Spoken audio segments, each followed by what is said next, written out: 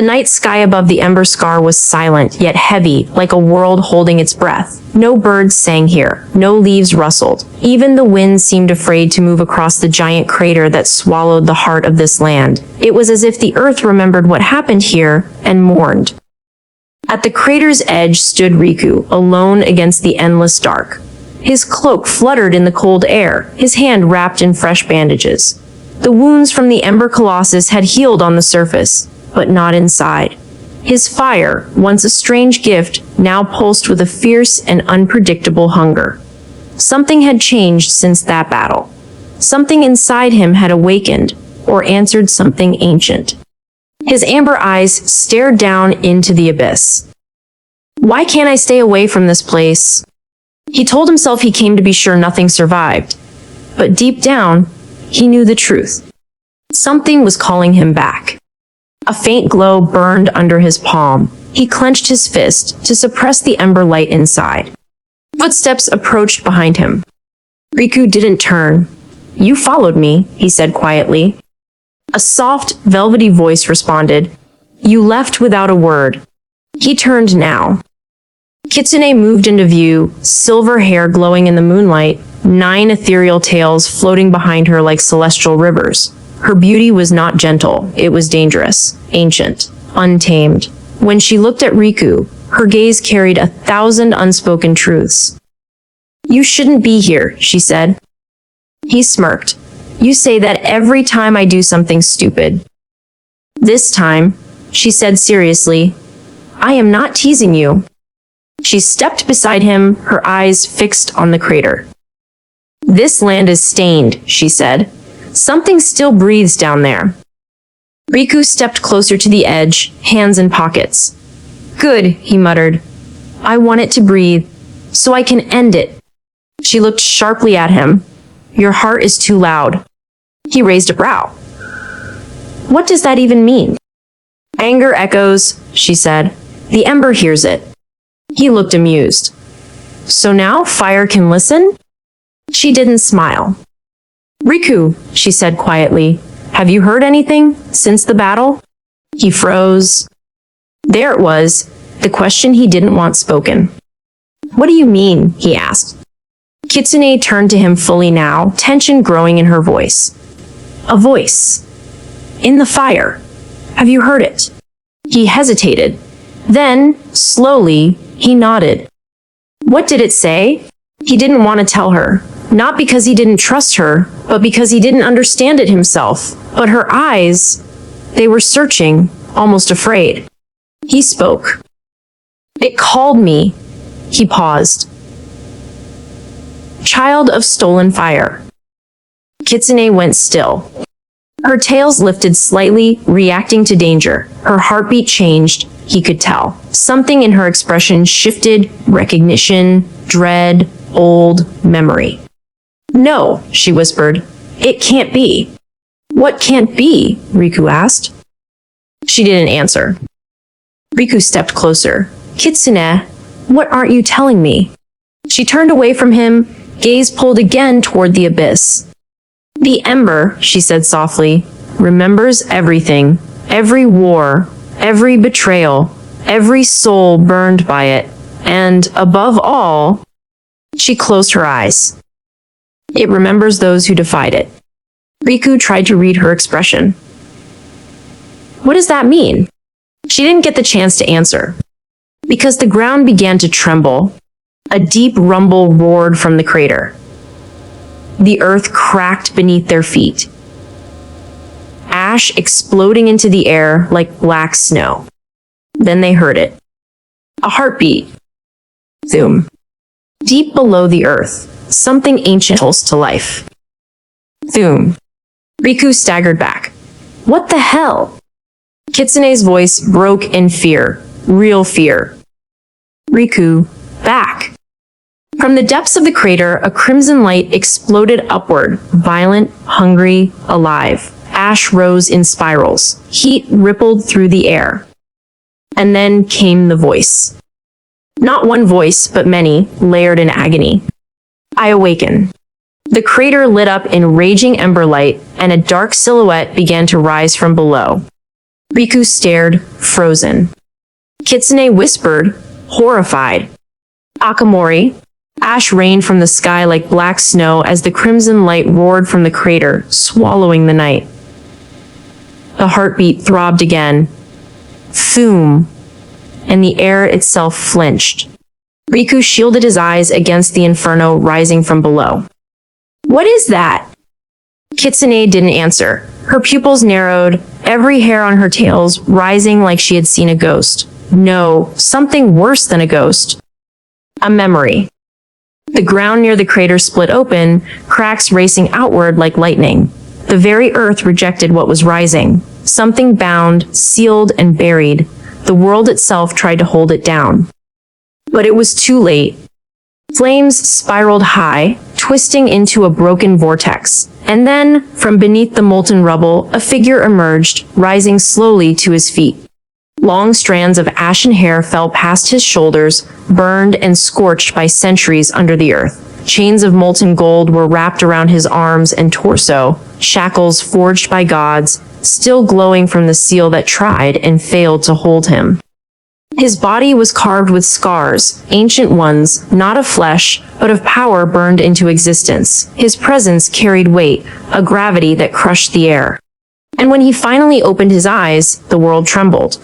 Two burning embers glared through the smoke. Not eyes. Judgment. Riku's breath left him. Kitsune stepped back, slowly, reverently, horrified. When she spoke, her voice was smaller than he had ever heard it. Impossible. The figure raised his head, unbothered by the raw fire crawling over his body. The molten chains cracked as he flexed his arms. Sparks bled from each movement. He looked not confused, nor lost. He looked angry, as if no time had passed, and his rage had waited patiently beneath the dirt. He breathed, and the crater ignited. Riku clenched his fists. Who the hell is that? Kitsune didn't blink. That, she whispered, is a war that once burned the world.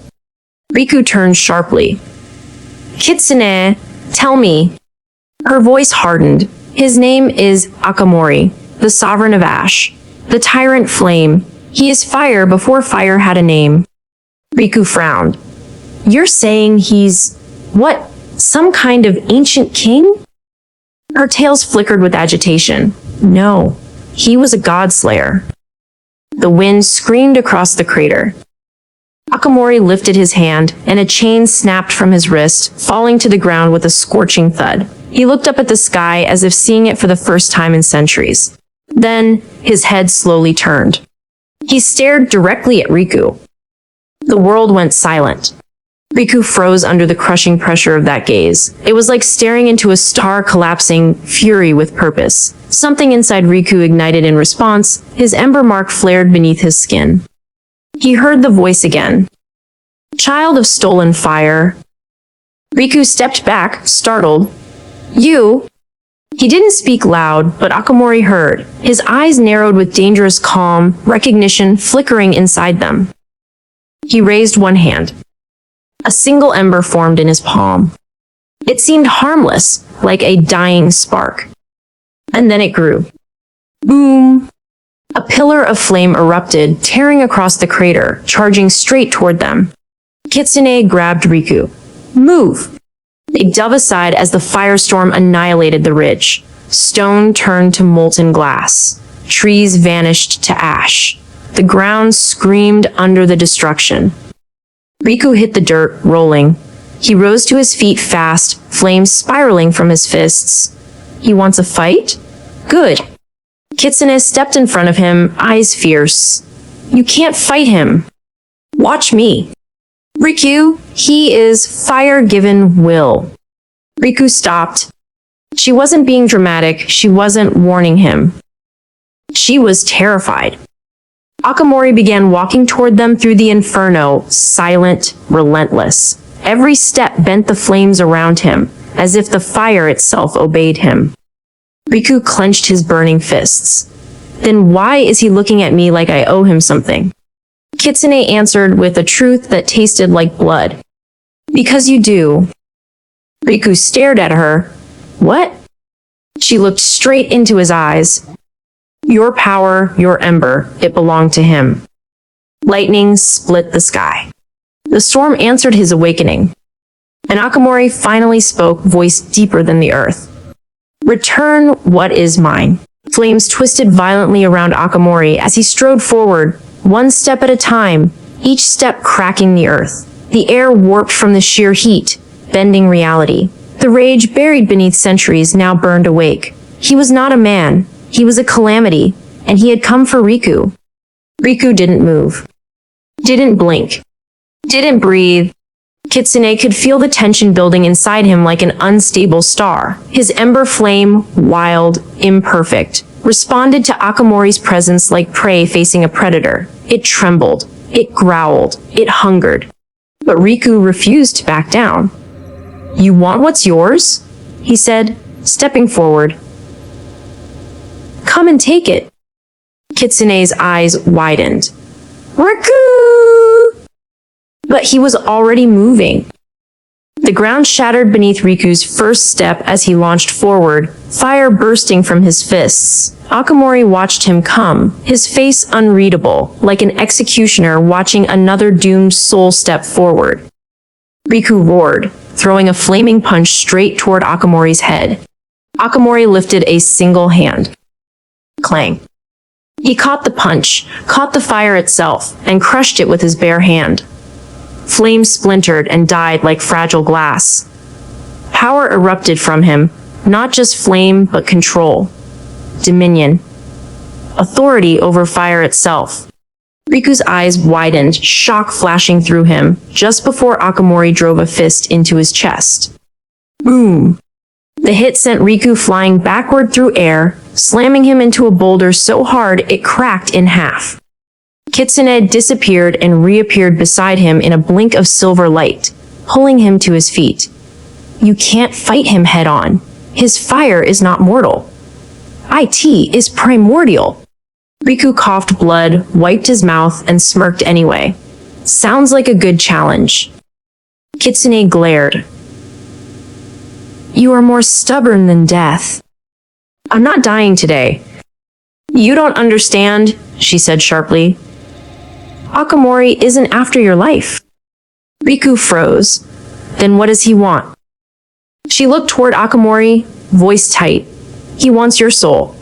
Akamori raised his left hand, and from the molten chains that still bound parts of him, one unbroken chain snapped free and shot forward like a spear, straight toward Riku's heart. Kitsune moved at godlike speed, her tails shaping a barrier of shimmering astral fire. Clash! The chain pierced through her shield. Her eyes widened. The force blasted her back, slamming her into the cliffside. Kitsune! Riku roared.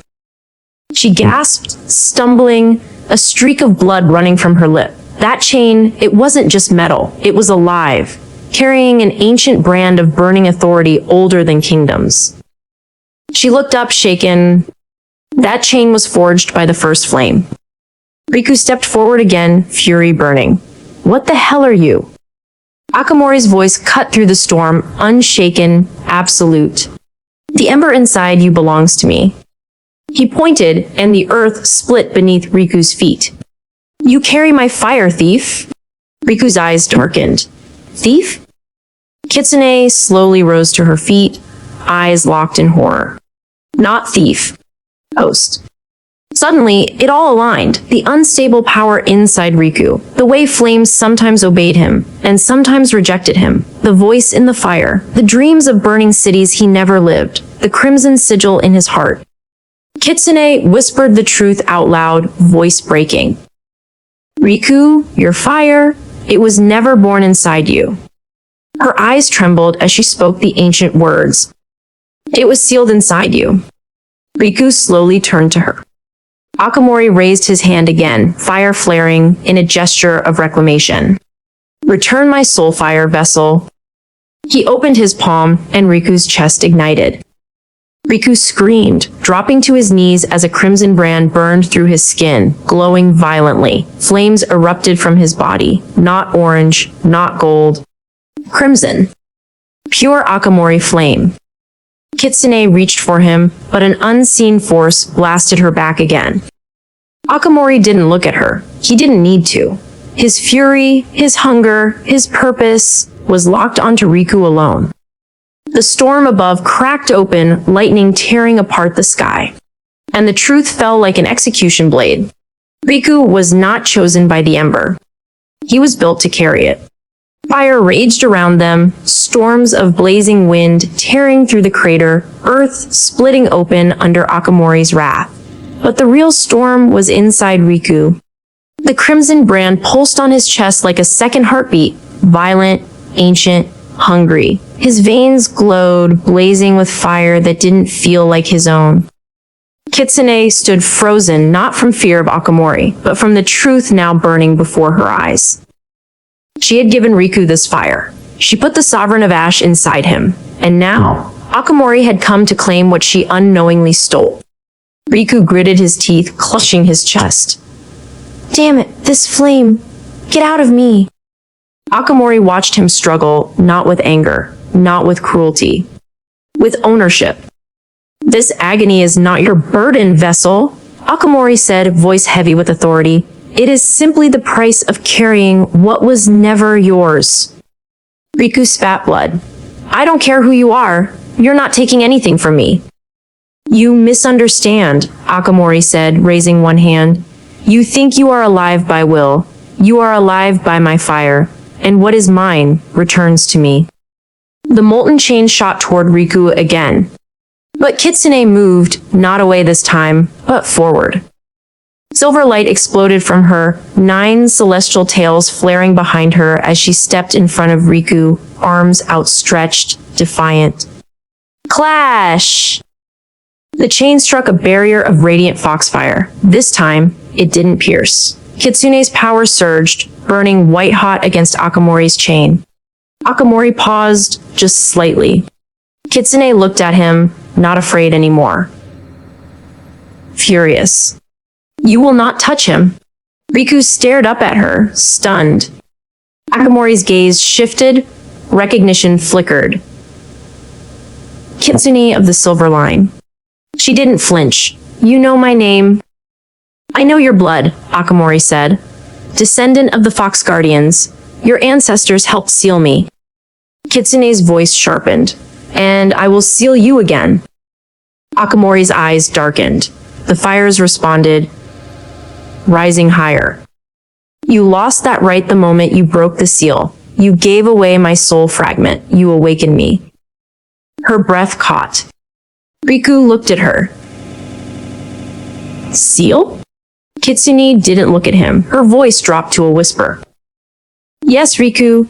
The ember I gave you, it wasn't only power. It was a seal. A prison made from fire. The only thing strong enough to bind another flame. Akamori's voice became thunder. She tore a rift in the ancient bonds. And now, my soul calls itself home.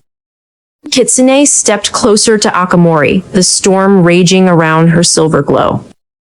I don't care if that flame was once yours, she growled. It is Riku's now. Akamori lifted his hand. Fire does not belong to desire. Kitsune flared. Then it belongs to those willing to bleed for it. She vanished. She reappeared behind Akamori, striking with a blade of foxfire toward his spine. Akamori didn't turn. He caught the strike with one hand, fire ignited from his palm, and her foxfire shattered. She recoiled, shock in her eyes.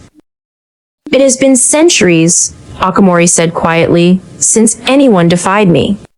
He vanished, appearing in front of her with terrifying speed. Flames roared around his arm as he prepared to obliterate her. Riku moved without thinking. Don't touch her. His fire erupted, not orange, not blue, crimson. Akamori stopped. Riku stood between them, breathing hard, ember flaring like a storm inside him. Akamori studied him, slowly lowered his arm. When the other half of my soul awakens inside you, we will finish this.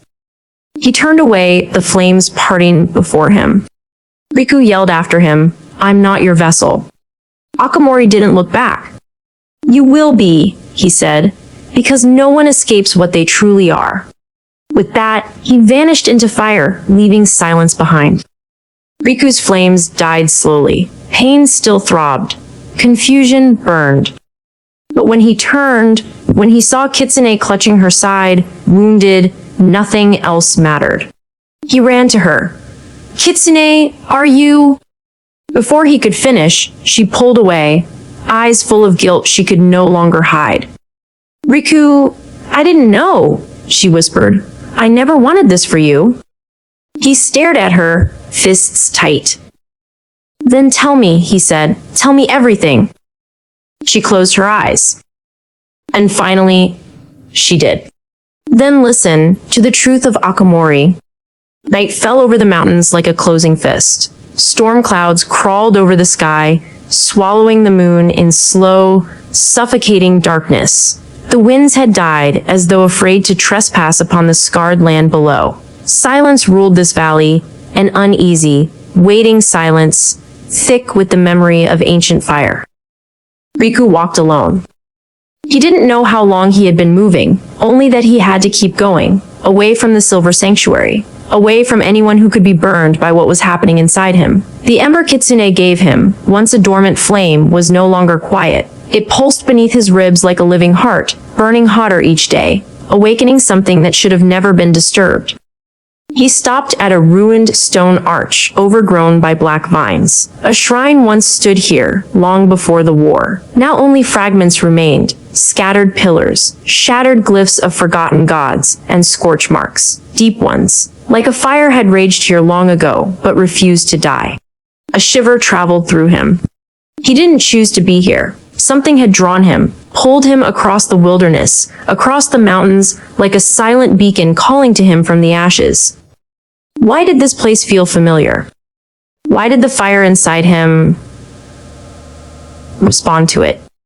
A sudden sharp pain ran through his chest. Riku staggered, gripping his ribs as his knees buckled.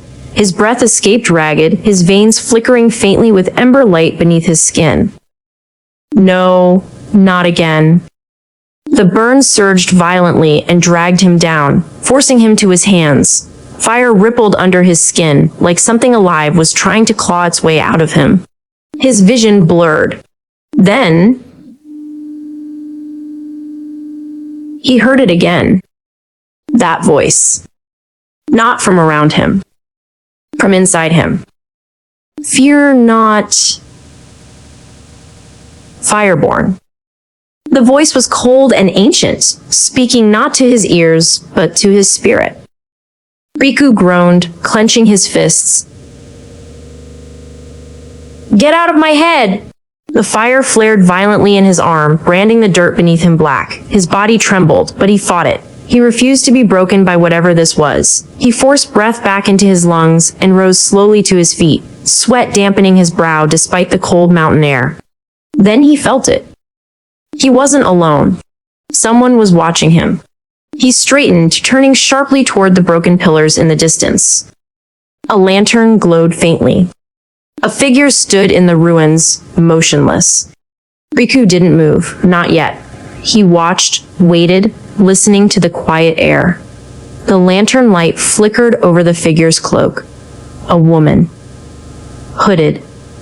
Her presence held no fear, no hesitation, only patience, as if she had been waiting for him. He approached but kept his guard sharp. "You've been following me," he said, voice low. "No," she said. "You came to me." Her voice was soft, but it carried depth, like someone who spoke seldom, but always with certainty. She stepped forward and lowered her hood. Silver white hair fell over her shoulders in wild strands, streaked with faint ember glow. Her eyes were old, not by age, but by memory. They held sorrow and knowledge, a loneliness Riku recognized. Ember sigils, delicate but faint scars, traced along her neck. Riku stiffened. He had seen marks like those only once before, deep in the forbidden texts kept by the kitsune, etched with warnings.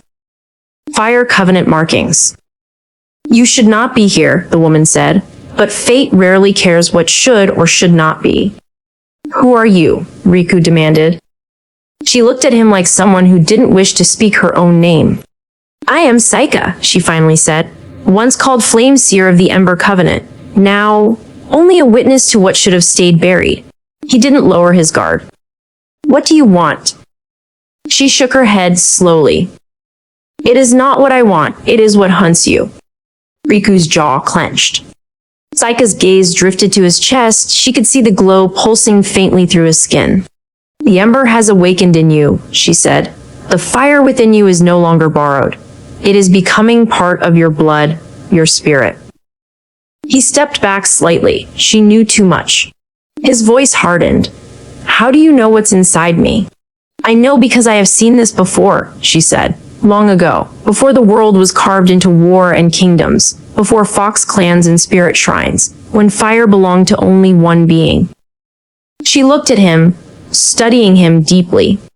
"The ember you carry is not a power. It is not a gift. It is a claim." The mountain wind shifted. Something inside Riku, the ember, reacted. And for the first time, he felt it clearly. A presence, watching him from within the fire. Saika spoke again. "That ember once belonged to Akamori." The world seemed to stop. The wind, the night, even his heartbeat. Riku stared at her without blinking. "No," he said. "Akamori is a myth, a cursed name in old legends." Saika held his gaze. "Is that what Kitsune told you?" His pulse spiked. "How do you know her name?" Her eyes grew dark. "I know her clan. I know the burden she carries. I know she gave you the ember to keep you alive, but I also know she did not tell you everything." Riku's breath hardened. He felt anger rising in his chest, not at Saika, but at the truth he refused to accept. "What are you saying?" Saika stepped closer and spoke slowly. "The ember you carry inside you does not belong to Kitsune. It never did. She took it, stole it from the abyss to revive you. But that fire belonged to Akamori the Fire King, the unbound flame, the destroyer of kingdoms, the one the gods themselves tried to erase." The ember pulsed sharply beneath Riku's skin, like a heartbeat responding to its name. And then it spoke again. Not aloud, inside him. At last. Riku flinched. Saika saw the flicker in his eyes. "You hear him, don't you?" she whispered, "in the fire." He said nothing. "There is a reason for that," Saika continued, "because once an ember enters a living host, it begins to bind to the soul, and once the binding begins..." Her eyes darkened. "Akamori will come for it." A pulse of molten heat erupted in Riku's chest. He gritted his teeth and clutched his shoulder as agony sliced through him like molten chains. He dropped to a knee. "Riku!" Saika moved toward him. Light burst from beneath his skin, fire veins igniting. Something burned through his arm, etching glowing patterns across him, markings, symbols, sigils. Saika's voice trembled. "The mark of the Fireborn." Riku roared against the pain, fire exploding from his arm. But it didn't scatter. It didn't go wild. It listened. It wrapped around his arm like armor, like fire made flesh, alive, yet obedient. Saika froze. "He's controlling it." Riku rose slowly, shoulders heaving, eyes burning with amber light. He wasn't being devoured by the ember. He was mastering it. Saika looked horrified and amazed at the same time. No one, not even Akamori, could tame his own flame without losing himself to it. Then, suddenly, every torch in the ruins went out. A chill hit the air. A whisper of fire flickered in the darkness, not warm like Riku's flame, but black, ancient, cursed. A voice crawled through the shadows. "Fireborn." Saika staggered back, eyes wide with dread. Riku turned slowly. And there, standing between the broken statues, a tall shadow stepped forward, wrapped in fire so dark it devoured light. A presence so heavy it crushed breath. A voice that did not echo, it commanded. "You carry what is mine." The ground trembled beneath them. Saika whispered in terror. "Akamori." And the nightmare of legend stepped closer. Not dead. Not forgotten. Awake. The mountains did not sleep that night. The wind fled, the sky closed, and the stars themselves hid behind armored clouds, as if they refused to witness what now breathed in the ruins. The air trembled with silent dread, ash drifting like black snow around Riku and Saika. Akamori stood before them. Not as a beast, not as a phantom of myth, but as a man whose presence alone bent the world around him.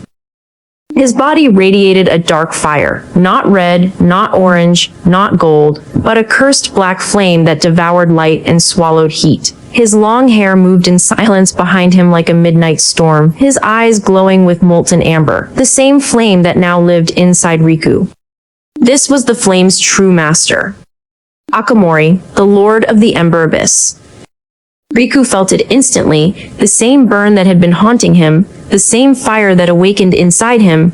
It was tied to Akamori, drawn to him, bound to him. His chest clenched under a pressure that was not physical but spiritual, like a chain being pulled from deep within his soul. Akamori's shadow moved. Riku didn't notice his sword sliding into his hand until he heard the metal ring. Akamori didn't look at the blade. He looked only at Riku. "You carry what is mine."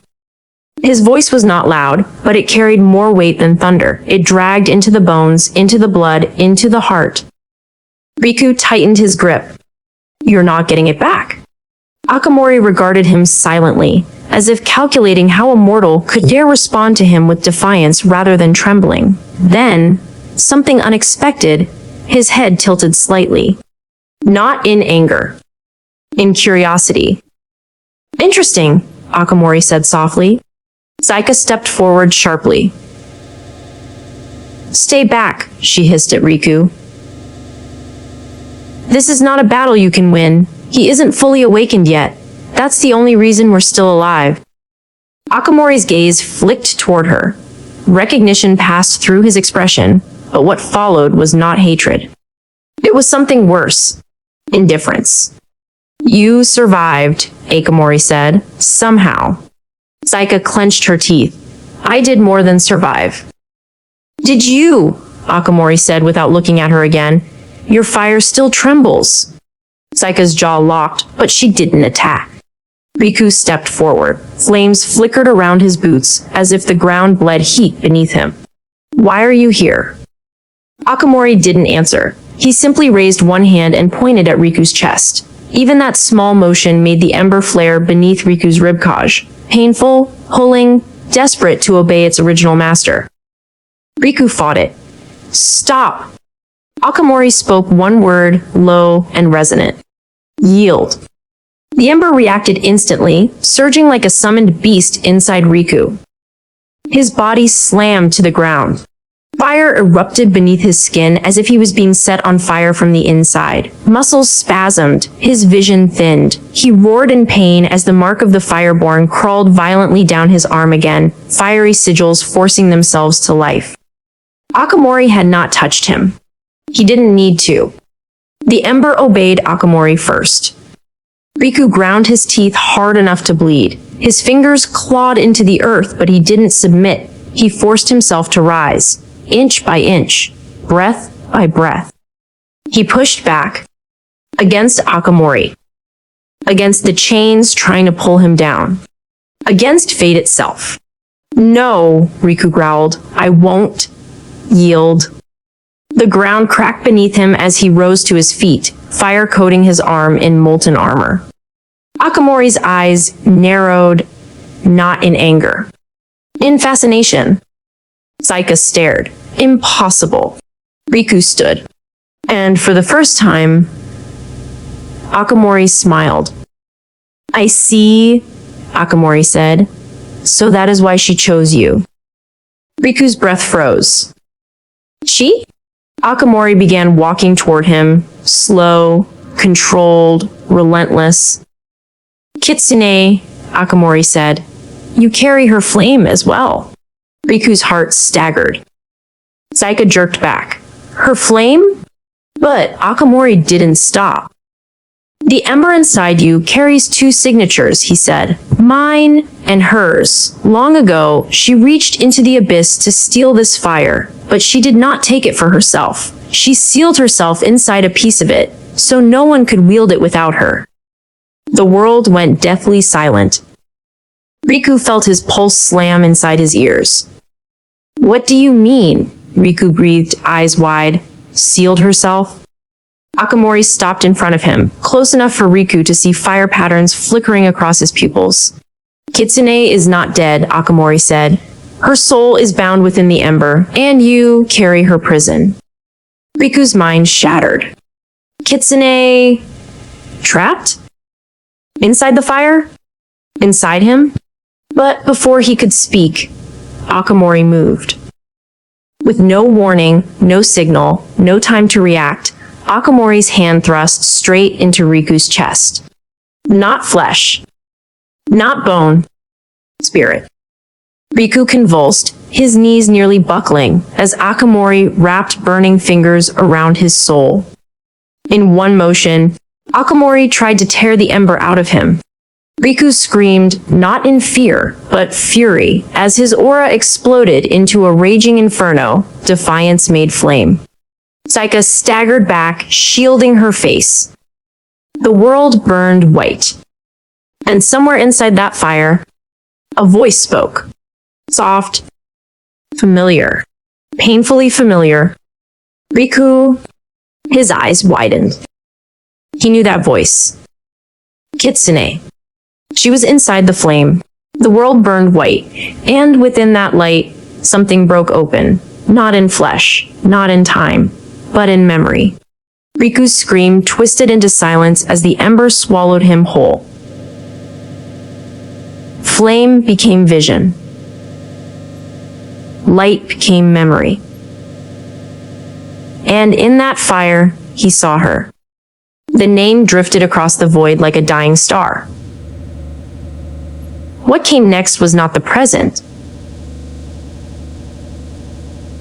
but the memory sealed within the ember. The last song of the unburned.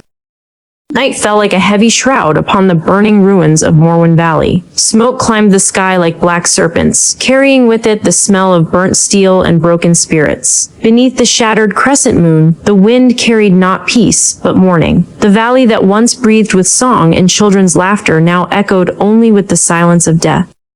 Kitsune stood alone near the crumbling shrine, her 9 tails dim with the grief inside her. The embers of the fallen village glowed across her golden eyes. Akamori stood only a few paces away, silent and watching her, as if afraid to step closer, not out of fear of her power, but of the storm inside her soul. The fire witch, Celine, knelt over the body of a fallen child, whispering a forgotten burial chant. Around them lay dozens of villagers who had been slaughtered by the soldiers of the Ravener Legion. Nothing had warned them, no signs of war drums, no banners of threat, only sudden death from metal and fire. Kitsune's voice finally broke the silence. They came for me. Akamori turned slightly. You do not know that. I do, she answered, staring into the flames. They always do. Wherever I go, death follows, like a curse that hunts those I dare to care for. Celine rose, her red hair wild in the wind. There was a darkness in her eyes, a storm shared by all who had tasted too much grief. Then we burn the curse, she said. Kitsune slowly lifted her gaze to the mountains where the Ravener Legion had disappeared after the attack. The soldiers rode war machines carved with ancient sigils, powered by something unnatural, something ancient. She saw it in the heart of their engines. Void fire, a power that destroyed souls. The same power that once destroyed her clan. The same power connected to the burn, the apocalyptic flame that erased entire kingdoms from history centuries ago. Kitsune's jaw tightened as old memories clawed their way back from the depths inside her. She remembered the night her guardians died protecting her. She remembered the face of the creature that commanded the burn, a masked wielder of void fire called the Shade Sovereign. She remembered the sky being torn open by black fire as her world ended. She looked at Akamori, but he was staring at her with a look she had never seen before. War raged in his heart, unseen but fierce. He watched her not as a warrior would watch a comrade, but as someone who feared losing what he dared not admit he wanted. Celine broke the moment with sharp urgency. The attack pattern, the weapon signatures, this wasn't a raid. They were testing something forbidden. Akamori frowned. Testing what? Celine extended her hand, and from her palm formed a tiny flame, pure black, burning with a cold so terrible it made the air shiver. Kitsune froze. Her heart thundered once and then stopped. That flame, too dark to exist, should have been impossible. It was forbidden, sealed by the guardians, erased from history. No, Kitsune whispered. That shouldn't exist. It exists, Celine said. They call it nether flame, born from the burn. And if they perfect it, they will not stop at valleys. They will erase worlds. A long, terrible quiet followed, until the wind carried an unfamiliar echo. A voice, a whisper across the mountains, calling, Kitsune. Akamori stepped forward instantly, hand on his blade. Who's there? No answer came. Only a ripple across the void, a tear in space forming slowly before them. A dark portal smoldered open like a wound in reality, and from it walked a figure clad in dark armor, a broken crown atop his head. Akamori drew his weapon with fury. Celine gathered flames in her hands. The earth trembled beneath Kitsune. The stranger raised his head, and under that mask, two eyes glowed with the cold flame of the abyss. Kitsune, he repeated, your time hiding is over. She stepped forward against the warning of her allies. Who are you?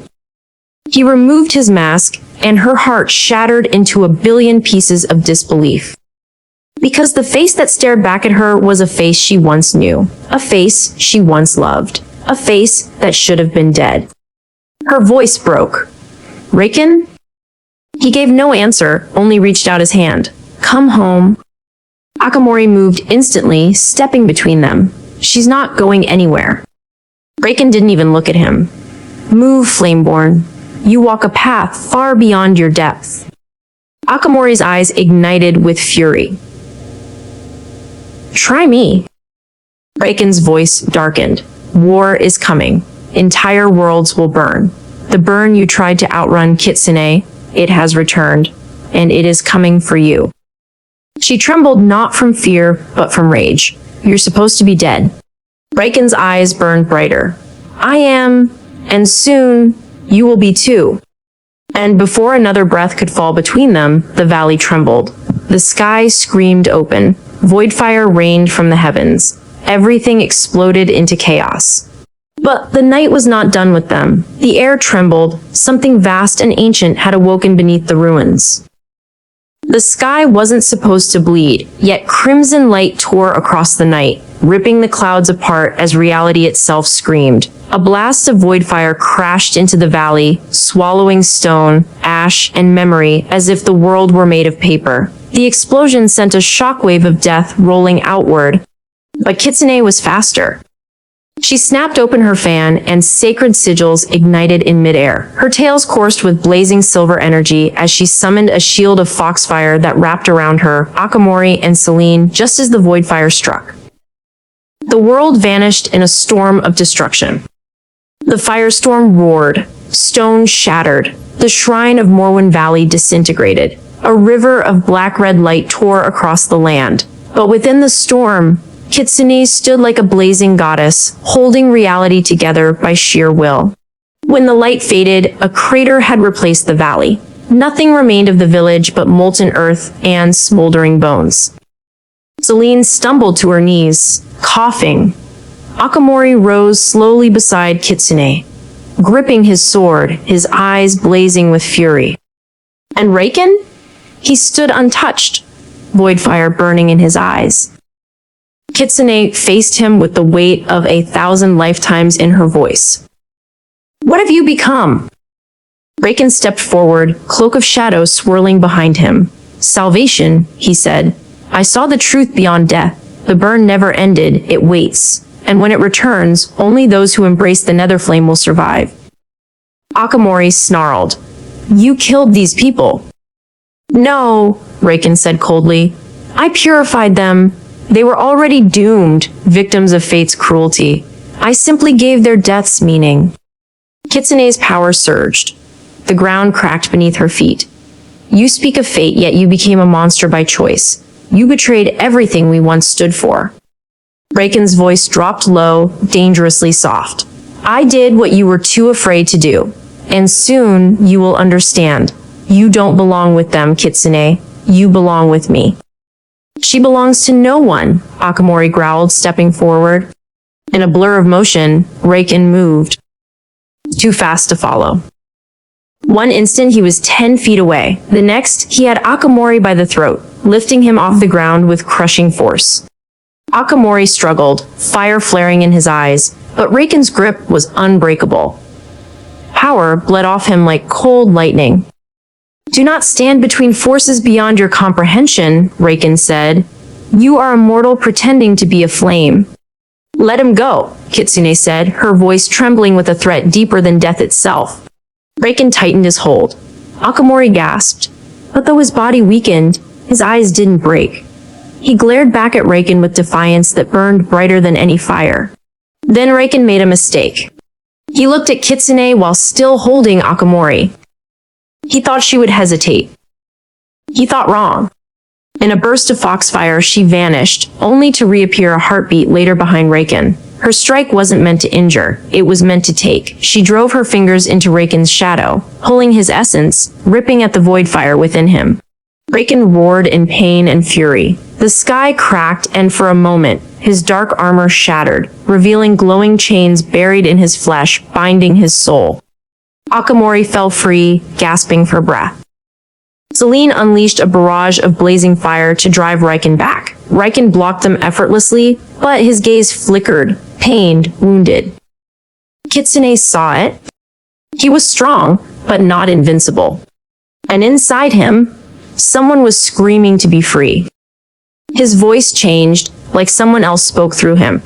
Return to the gate. The reckoning has begun. His eyes dimmed, as if a darker will swallowed him whole. Then he vanished in a cloud of black fire as the rift sealed shut. Silence fell. Only the storm remained, rage, grief, confusion. Akamori stood slowly, scorched but alive. Selene helped steady him. Kitsune stared at the sky where Raken disappeared, her heart heavy with a truth she did not want to accept. The burn was not history. It was coming again. And Raken, once her protector, was now bound to it. She whispered one name, like a curse and a prayer. Raken? Why? Akamori looked at her, not with jealousy, not with weakness, but with a warrior's promise. We're going after him, he said. Selene nodded, and when we find him, we find the truth behind the burn. Kitsune closed her eyes. The wind lifted her hair, and her spirit awakened with terrifying resolve. Then we go to the last place the burn was seen, she said. Selene stiffened. Akamori frowned. Where? He asked. Kitsune turned toward the north, where mountains pierced the sky like blades, where ancient secrets slept beneath eternal ice. The Forbidden Realm, she said. Akamori went still. Selene trembled.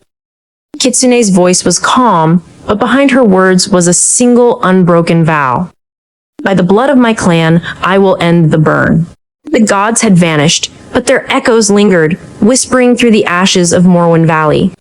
The ruins of Morwen Valley smoldered behind them. Black smoke rose into a blood-red sky as if the land itself wept for the dead. Akamori, Kitsune, and Selene stood at the edge of the devastation, ash still falling like snow around them. No graves, no survivors. Death had no names here, only silence. Akamori clenched his fists. This wasn't war, he said. This was slaughter. Kitsune didn't answer. Her eyes were fixed on the horizon, where shadows danced beyond the mountains. Beyond that lay their destination, the place she had sworn never to return. The Forbidden Realm. Celine tightened the strap of her travel pack. We need to move before nightfall. The nether flame leaves traces. If Raken opens another rift, we won't survive if we're caught in it. Akamori turned to her. Why didn't you tell us about him? She paused, then spoke honestly.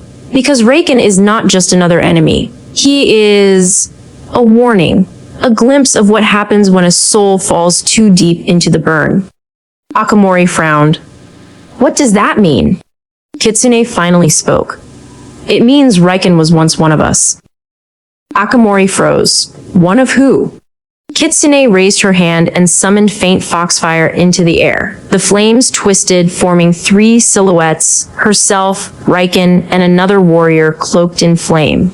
Long ago, she said softly, before the Ember chose a new bearer, I was not alone.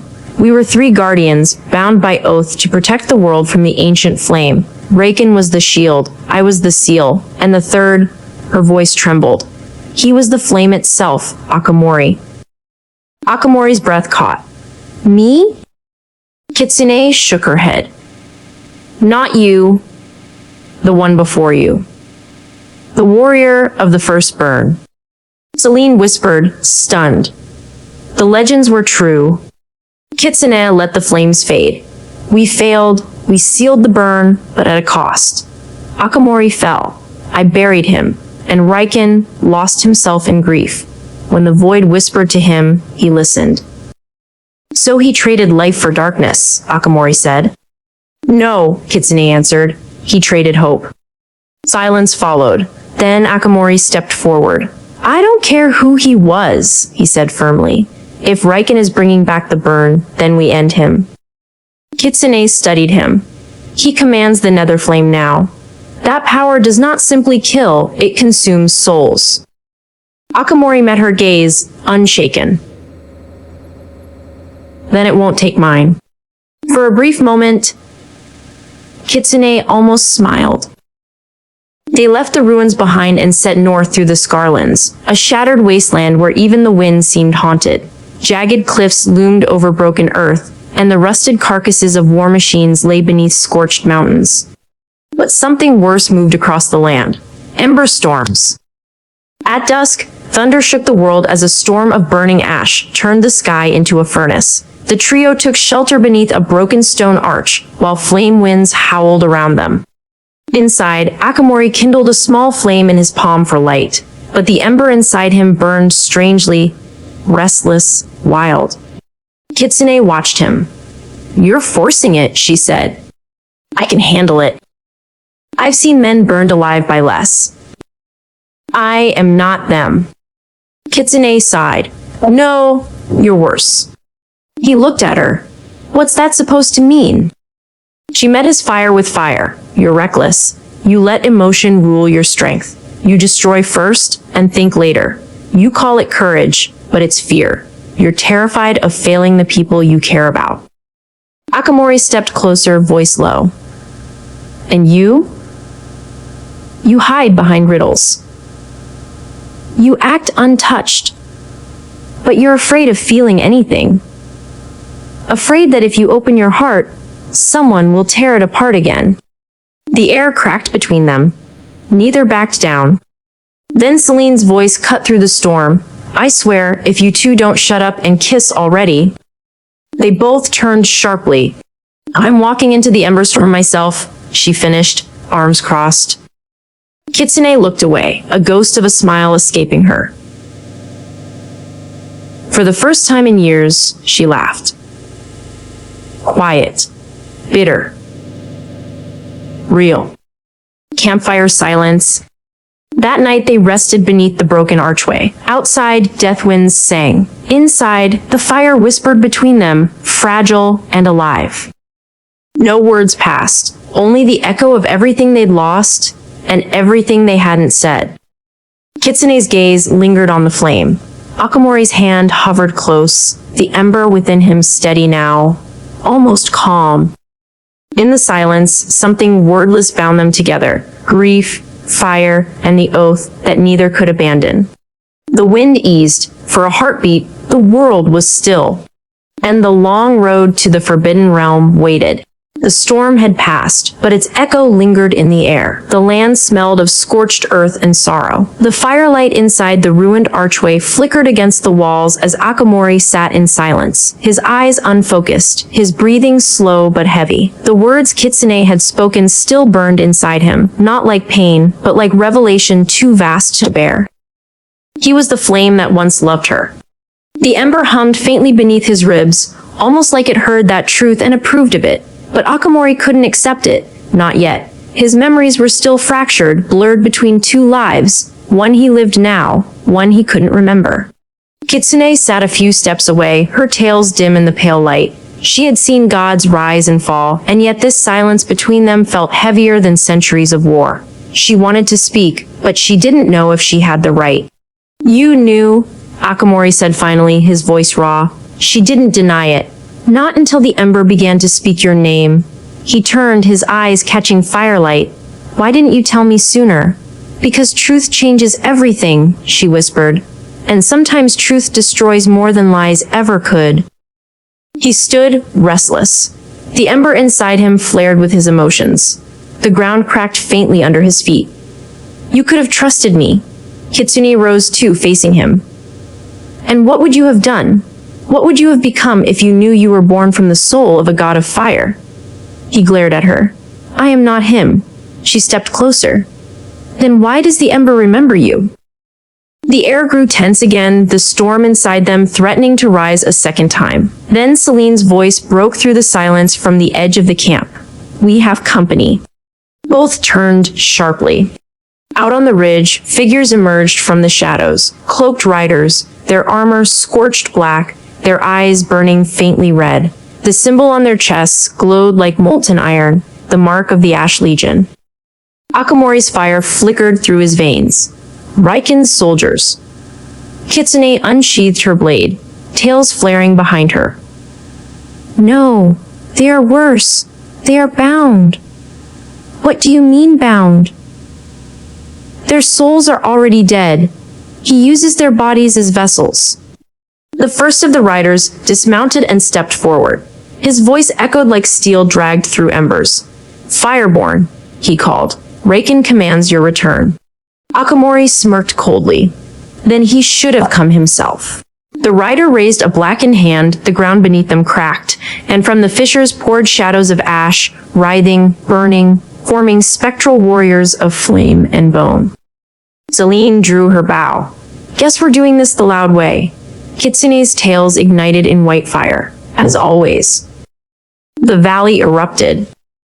Ash and flame collided in chaos. Akamori charged into the swarm, his fist exploding through a soldier's chest, fire bursting outward like a storm unleashed. Celine's arrows flew like streaks of light, each one cutting through the corrupted husks, burning them to dust. Kitsune danced through them like a phantom, her blade leaving trails of white fire, every movement a prayer and a curse. But for everyone they destroyed, two more rose. The ash itself was alive, feeding on their fire. "They're not dying," Celine shouted. Kitsune slashed through another phantom. "Because they can't. They're tethered to Raiken's will." Akamori's flames pulsed brighter, hotter, pushing past the edge of control. "Then we cut the chain." He slammed both palms into the ground. The ember inside him roared awake. Fire spiraled outward, forming ancient sigils in the air. Kitsune's eyes widened. "Akamori, no." Too late. The world exploded in a column of living fire. The blast consumed the Legion, burning away everything, shadow, bone, even the air itself. When the light faded, Akamori stood in the center, his body wreathed in flames that refused to go out. His markings glowed crimson, ancient, divine. The ash was gone. The valley was silent again. Celine coughed through the smoke. "You are insane." Kitsune didn't speak. She stared at him, horror and awe mixing behind her eyes. That wasn't mortal fire. It wasn't even the embers. It was something older. Akamori looked down at his hands, still burning. "I didn't mean to." Kitsune interrupted softly, her voice trembling. "You're remembering him." He froze. "The more you fight, the more of him you awaken," she continued. The ember is unlocking what it once was, and what you once were. Celine's eyes darted between them. So what happens when he remembers everything? Kitsune turned toward her, sorrow deepening. Then the world will burn again. Akamori's flame dimmed embers. He looked at Kitsune, eyes full of torment. If that's true, then tell me what I am supposed to do. She stepped closer, placing her hand over the ember on his chest. The warmth between them was almost unbearable. You must master what you were, she said, before what you were masters you. Their eyes locked, a storm of history, of grief, of love, unspoken, but eternal. Celine looked away, giving them space. Above them, the moon broke through the clouds again, pale and silent witness to the rebirth of an ancient bond. Kitsune whispered, "Tomorrow, we reach the gates of the Forbidden Realm. That is where your past waits for you." Akamori took her hand gently and nodded. "Then, we face it together." But as they turned toward the horizon, the wind carried with it a distant whisper, a voice older than fire itself. "Fireborn, you cannot run from what you were." Akamori froze. He knew that voice. It was his own. The echo of the first Akamori, the god within the ember, awake and watching. The flames around him flickered like a heartbeat as if answering the call. The road ahead glowed faintly with ember light, the path to the Forbidden Realm, where the line between the living and the forgotten blurred. The fire had remembered its master. And now, the world would remember too. The mountains thinned by dawn, breaking into a wasteland of stone and brittle dust that stretched in every direction like a dead ocean. The horizon glowed faintly red, not from sunrise, but from something ancient that smoldered beyond sight. The air changed here. It tasted heavier, like ash and forgotten storms. Even the earth seemed to caution them with every step, turn back. But they did not. Akamori walked ahead, silent, a controlled storm beneath his skin. Since the attack by Raken's Ash Legion, the fire inside him had grown heavier, louder, more alive. He could feel it now even when still. It pulsed like an ancient heartbeat, whispering fragments of memories he didn't want. Behind him walked Kitsune, her eyes never leaving him. She watched the embers glow under his skin, the faint heat that trailed in his footprints, the way the wind bent around him as if it feared to touch him. But what troubled her most was not the power he now carried. It was the war building between who he was and what he was once meant to be. Celine moved lightly, hands on her bow, scanning the terrain. "This land wasn't on any map I've seen," she said. "That's because this land doesn't exist," Kitsune replied. Celine frowned. "Doesn't exist?" "It was erased," she said, "by decree of the gods themselves." Akamori stopped and turned. "Erased from maps?" "Erased from memory," Kitsune said quietly. "By divine order. Nothing here was meant to be remembered." Akamori glanced at the horizon. "So why do I remember this path?" Kitsune looked at him, softly, painfully. "Because you walked it once before." The wind howled through the ruins around them, broken pillars buried in black sand, statues shattered by unseen wrath, giant chains half buried in stone. This was not a battlefield. It was an execution ground, a world punished for a sin no one remembered.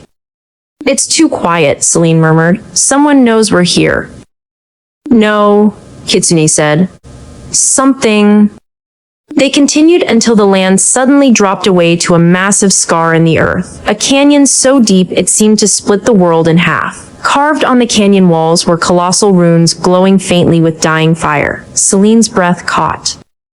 "What is this place?" Akamori stepped forward and spoke before he realized he knew the words. "The Ardent Gate," he said. Kitsune looked at him sharply. He wasn't supposed to know that name. He kept staring ahead, mesmerized. He didn't remember learning it. The name had simply risen from inside him. Below the canyon, buried in eternal flame and chains of molten iron, stood a gate so colossal that mountains seemed small before it. Etched across its burning pillars were two words in ancient script. Kitsune read them with solemn reverence. "Here sleeps the first fire." Celine took a step back. Whatever is behind that gate, we're not opening it, right? Kitsune didn't answer. Akamori didn't blink. Before they could speak again, the fire beneath the canyon stirred.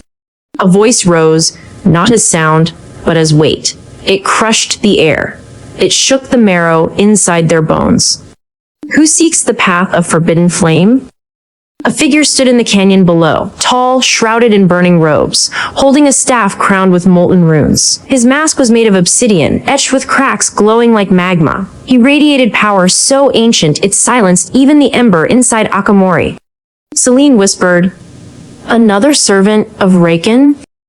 "No," Kitsune said. "Far worse." The figure lifted his staff. Flames spiraled around him. "I am Vareth, High Sentinel of the Ardent Gate. This place is sealed to the living.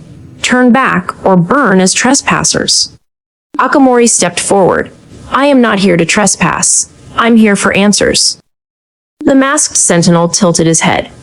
"I know what you carry in your chest, Fireborn, and I know what hunts you. Then you know I don't have time to turn back." The flames around Vareth flared. "Only those claimed by the first fire may pass this threshold. You do not carry its will. You are an imposter." Akamori's fire surged. "And who decides that?" Vareth leveled his staff. "The flame itself does." Fire erupted around Akamori in a ring, alive, predatory, testing him. Kitsune started forward instantly. "Akamori," he raised a hand, stopping her. Their eyes met, and his voice was iron. "I have to do this." Fire closed around him like a trial of judgment. Vareth's voice shook the earth. "Prove you are worthy of the ember you carry." Akamori clenched his fists, markings blazing. "If the flame wants to test me..." He stepped into the firestorm. Then let it burn. The trial began. The fire rose taller than towers, swallowing him whole. Kitsune reached for him, but Celine grabbed her wrist. "Stop!" Kitsune's tails flared with fury. "Let go of me." Celine didn't. Her voice stayed calm but firm. "He needs you, but not inside that fire." Kitsune froze. Those words pierced deeper than any blade. Inside the ring of fire, Akamori dropped to one knee as the flames struck him, not burning flesh, but spirit. The fire was filled with voices. His own. Thousands of them. 1,000 lives he had lived. 1,000 worlds he had burned. Destroy, burn, end, unmake. The firestorm whispered his sins before he even remembered them. He roared against it. "I am not him." The flame grew harsher, relentless.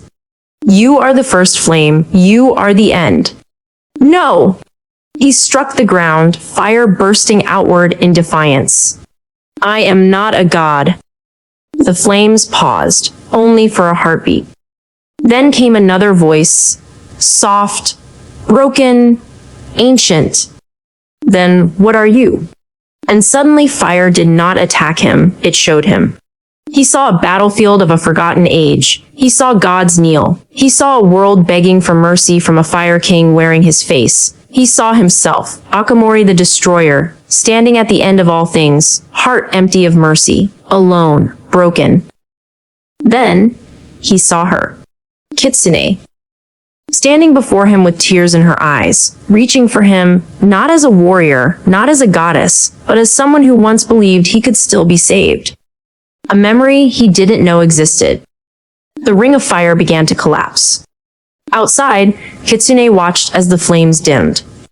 Celine stepped back slowly. Did he... win? Kitsune shook her head. No, she whispered. He didn't win. She looked at Akamori, standing in the dying fire, shoulders heavy, eyes changed. He remembered. The fire died completely. Vareth lowered his staff. The Ardent Gate recognizes you. You may pass. Akamori didn't move. He was still seeing the memory, still feeling the weight of it carved deeper into him. Kitsune stepped close, her voice soft. What did you see? He turned to her slowly. His voice cracked, not from pain, but from something worse. Sins I don't know how to atone for. Kitsune touched his face with both hands, soft, trembling. Then don't atone, she whispered. Just don't repeat them. Their foreheads touched. Fire embraced wind. Two souls burned and remained unbroken. Celine cleared her throat. I'm just gonna pretend I didn't see that, yeah? Akamori smirked faintly. Kitsune didn't move away. Vareth turned, flames parting as the colossal gate began to open behind him, revealing a realm of ancient fire beyond imagination. He looked at Akamori. Your memories are fire. Your will decides whether they burn worlds or light them. The gate fully opened. Akamori stepped forward. Kitsune, he said. Yes? Stay close. I already chose to. They entered the forbidden realm together. And far behind them, on the horizon of the waking world, Riken felt the gate open. And he smiled. The air inside the forbidden realm burned with a quiet fury, as though the very space exhaled heat and memory. Fire floated freely, not bound by gravity or shape, glowing with colors Riku had never imagined. Molten gold, violet sparks, crimson veins like arteries across the sky. Akamori stepped forward, each footfall leaving a faint trail of embers that hissed and died seconds later. Kitsune followed close, her 9 tails coiling protectively around him, brushing against his shoulders as if trying to tether his spirit to the present. Akamori's eyes glowed with a quiet, dangerous light, less the blaze of defiance than the smolder of remembrance. The trial in the ardent gate had left scars deeper than flame could reach. He could feel the echoes of every world he had walked, every fire he had burned, every soul whose life had been extinguished by his hand. And yet, he was not broken, not yet. This place, Kitsune whispered, voice trembling with awe and fear. It's alive. It watches, Akamori replied, his voice low, fractured with whispers only she could almost hear, the many ember spirits trapped inside him murmuring fragments of ancient truths. And it remembers me. The realm ahead was a vast plateau of molten stone, rivers of flame carving paths through jagged obsidian spires. At the center, a colossal forge pulsed like a heartbeat, molten light spilling into the air as if the world itself bled fire. A shadow moved across it, impossibly fast, a shape tall and fluid, woven of smoke and flame. From the depths, a voice cracked the silence. Who dares enter the sanctum of the first flame? Akamori stepped forward, fists flexing. I do. I am Akamori. The air shivered. Flames twisted around the form ahead, coalescing into a being both terrifying and majestic. A sentinel unlike Vareth, radiating fire that felt older than time. The ember remembers you, it said, voice a chorus of molten metal and broken whispers. But the fire within you is untested. Why should I allow a child of stolen flame to claim what is forbidden? Kitsune's hands glowed, sigils tracing along the air like silver lightning. He is not a child, she said firmly. He is the revenant of fire, tempered by memory, by loss, by love. The sentinel's gaze pierced her. Love? That is weakness. You speak of what he feels, but the ember will consume him if he falters. Akamori's fire flared, pulsing in response, alive and defiant. The ember spirits inside him whispered, 1,000 voices overlapping. Remember, burn, protect, destroy, choose. He closed his eyes, letting the whispers wash over him, shaping the fire around him into the form of a great fox, tails flaring like rivers of molten light. When he opened them, his gaze was calm, but beneath that calm, every ember in the realm trembled. I will not falter, he said, voice echoing through the plateau, layered with the whispers of the revenant within. I will not be undone by fear, by doubt, or by those who would bind me. The sentinel moved. Flames erupted in pillars, rivers of molten fire twisting like serpents toward Akamori. He met them head-on, claws ablaze, fire coiling around him like armor. Kitsune leapt beside him, weaving sigils that distorted the heat and reflected the molten attack. Together, they formed a bridge of willpower against a tide older than the world itself. Rivers of flame, Akamori whispered to himself, voice tinged with reverence. "This is my trial." The sentinel roared, a sound that shook the obsidian spires, and the molten ground erupted, fissures racing toward them. Akamori's fire flared higher, coalescing into the shape of a burning crown above his head. He lifted his hands, and the ember spirits surged outward, lashing at the attacking pillars with chains of molten ash. The first display of Ashbind curse fully realized in the Forbidden Realm. Kitsune gasped, watching the chains twist and snap, binding the fire like living serpents. "Akamori, You've mastered it," she whispered, awe lacing her voice. He did not answer. The sentinel's attacks continued, relentless, testing not just his skill, but the resolve of every memory, every ember within him. Akamori's fists collided with molten pillars. His claws tore through fire that had lived longer than most men could comprehend. And through it all, Kitsune remained at his side, a tether to what was human, to what could still be saved. Then, at the height of the confrontation, a shadow moved at the horizon. A familiar, chilling presence, Riken. His smile cut through the smoke and fire like a blade. "They've reached the gate," Riken murmured, voice low and venomous. "And he walks it unbound. Very well. Let us see if the ember truly remembers, or if it will consume him before he can wield it." Akamori sensed it, a ripple of darkness mingling with the fire, a promise that this trial was only the beginning. And yet, he did not flinch. "Come," he whispered to Kitsune, voice steady despite the storm raging around them. "The ember is not just fire. It is memory. It is vengeance. It is us." She nodded, stepping closer, letting her tails brush his back as the molten battlefield shifted beneath their feet. Together, they advanced, two souls walking into fire, into memory, into reckoning.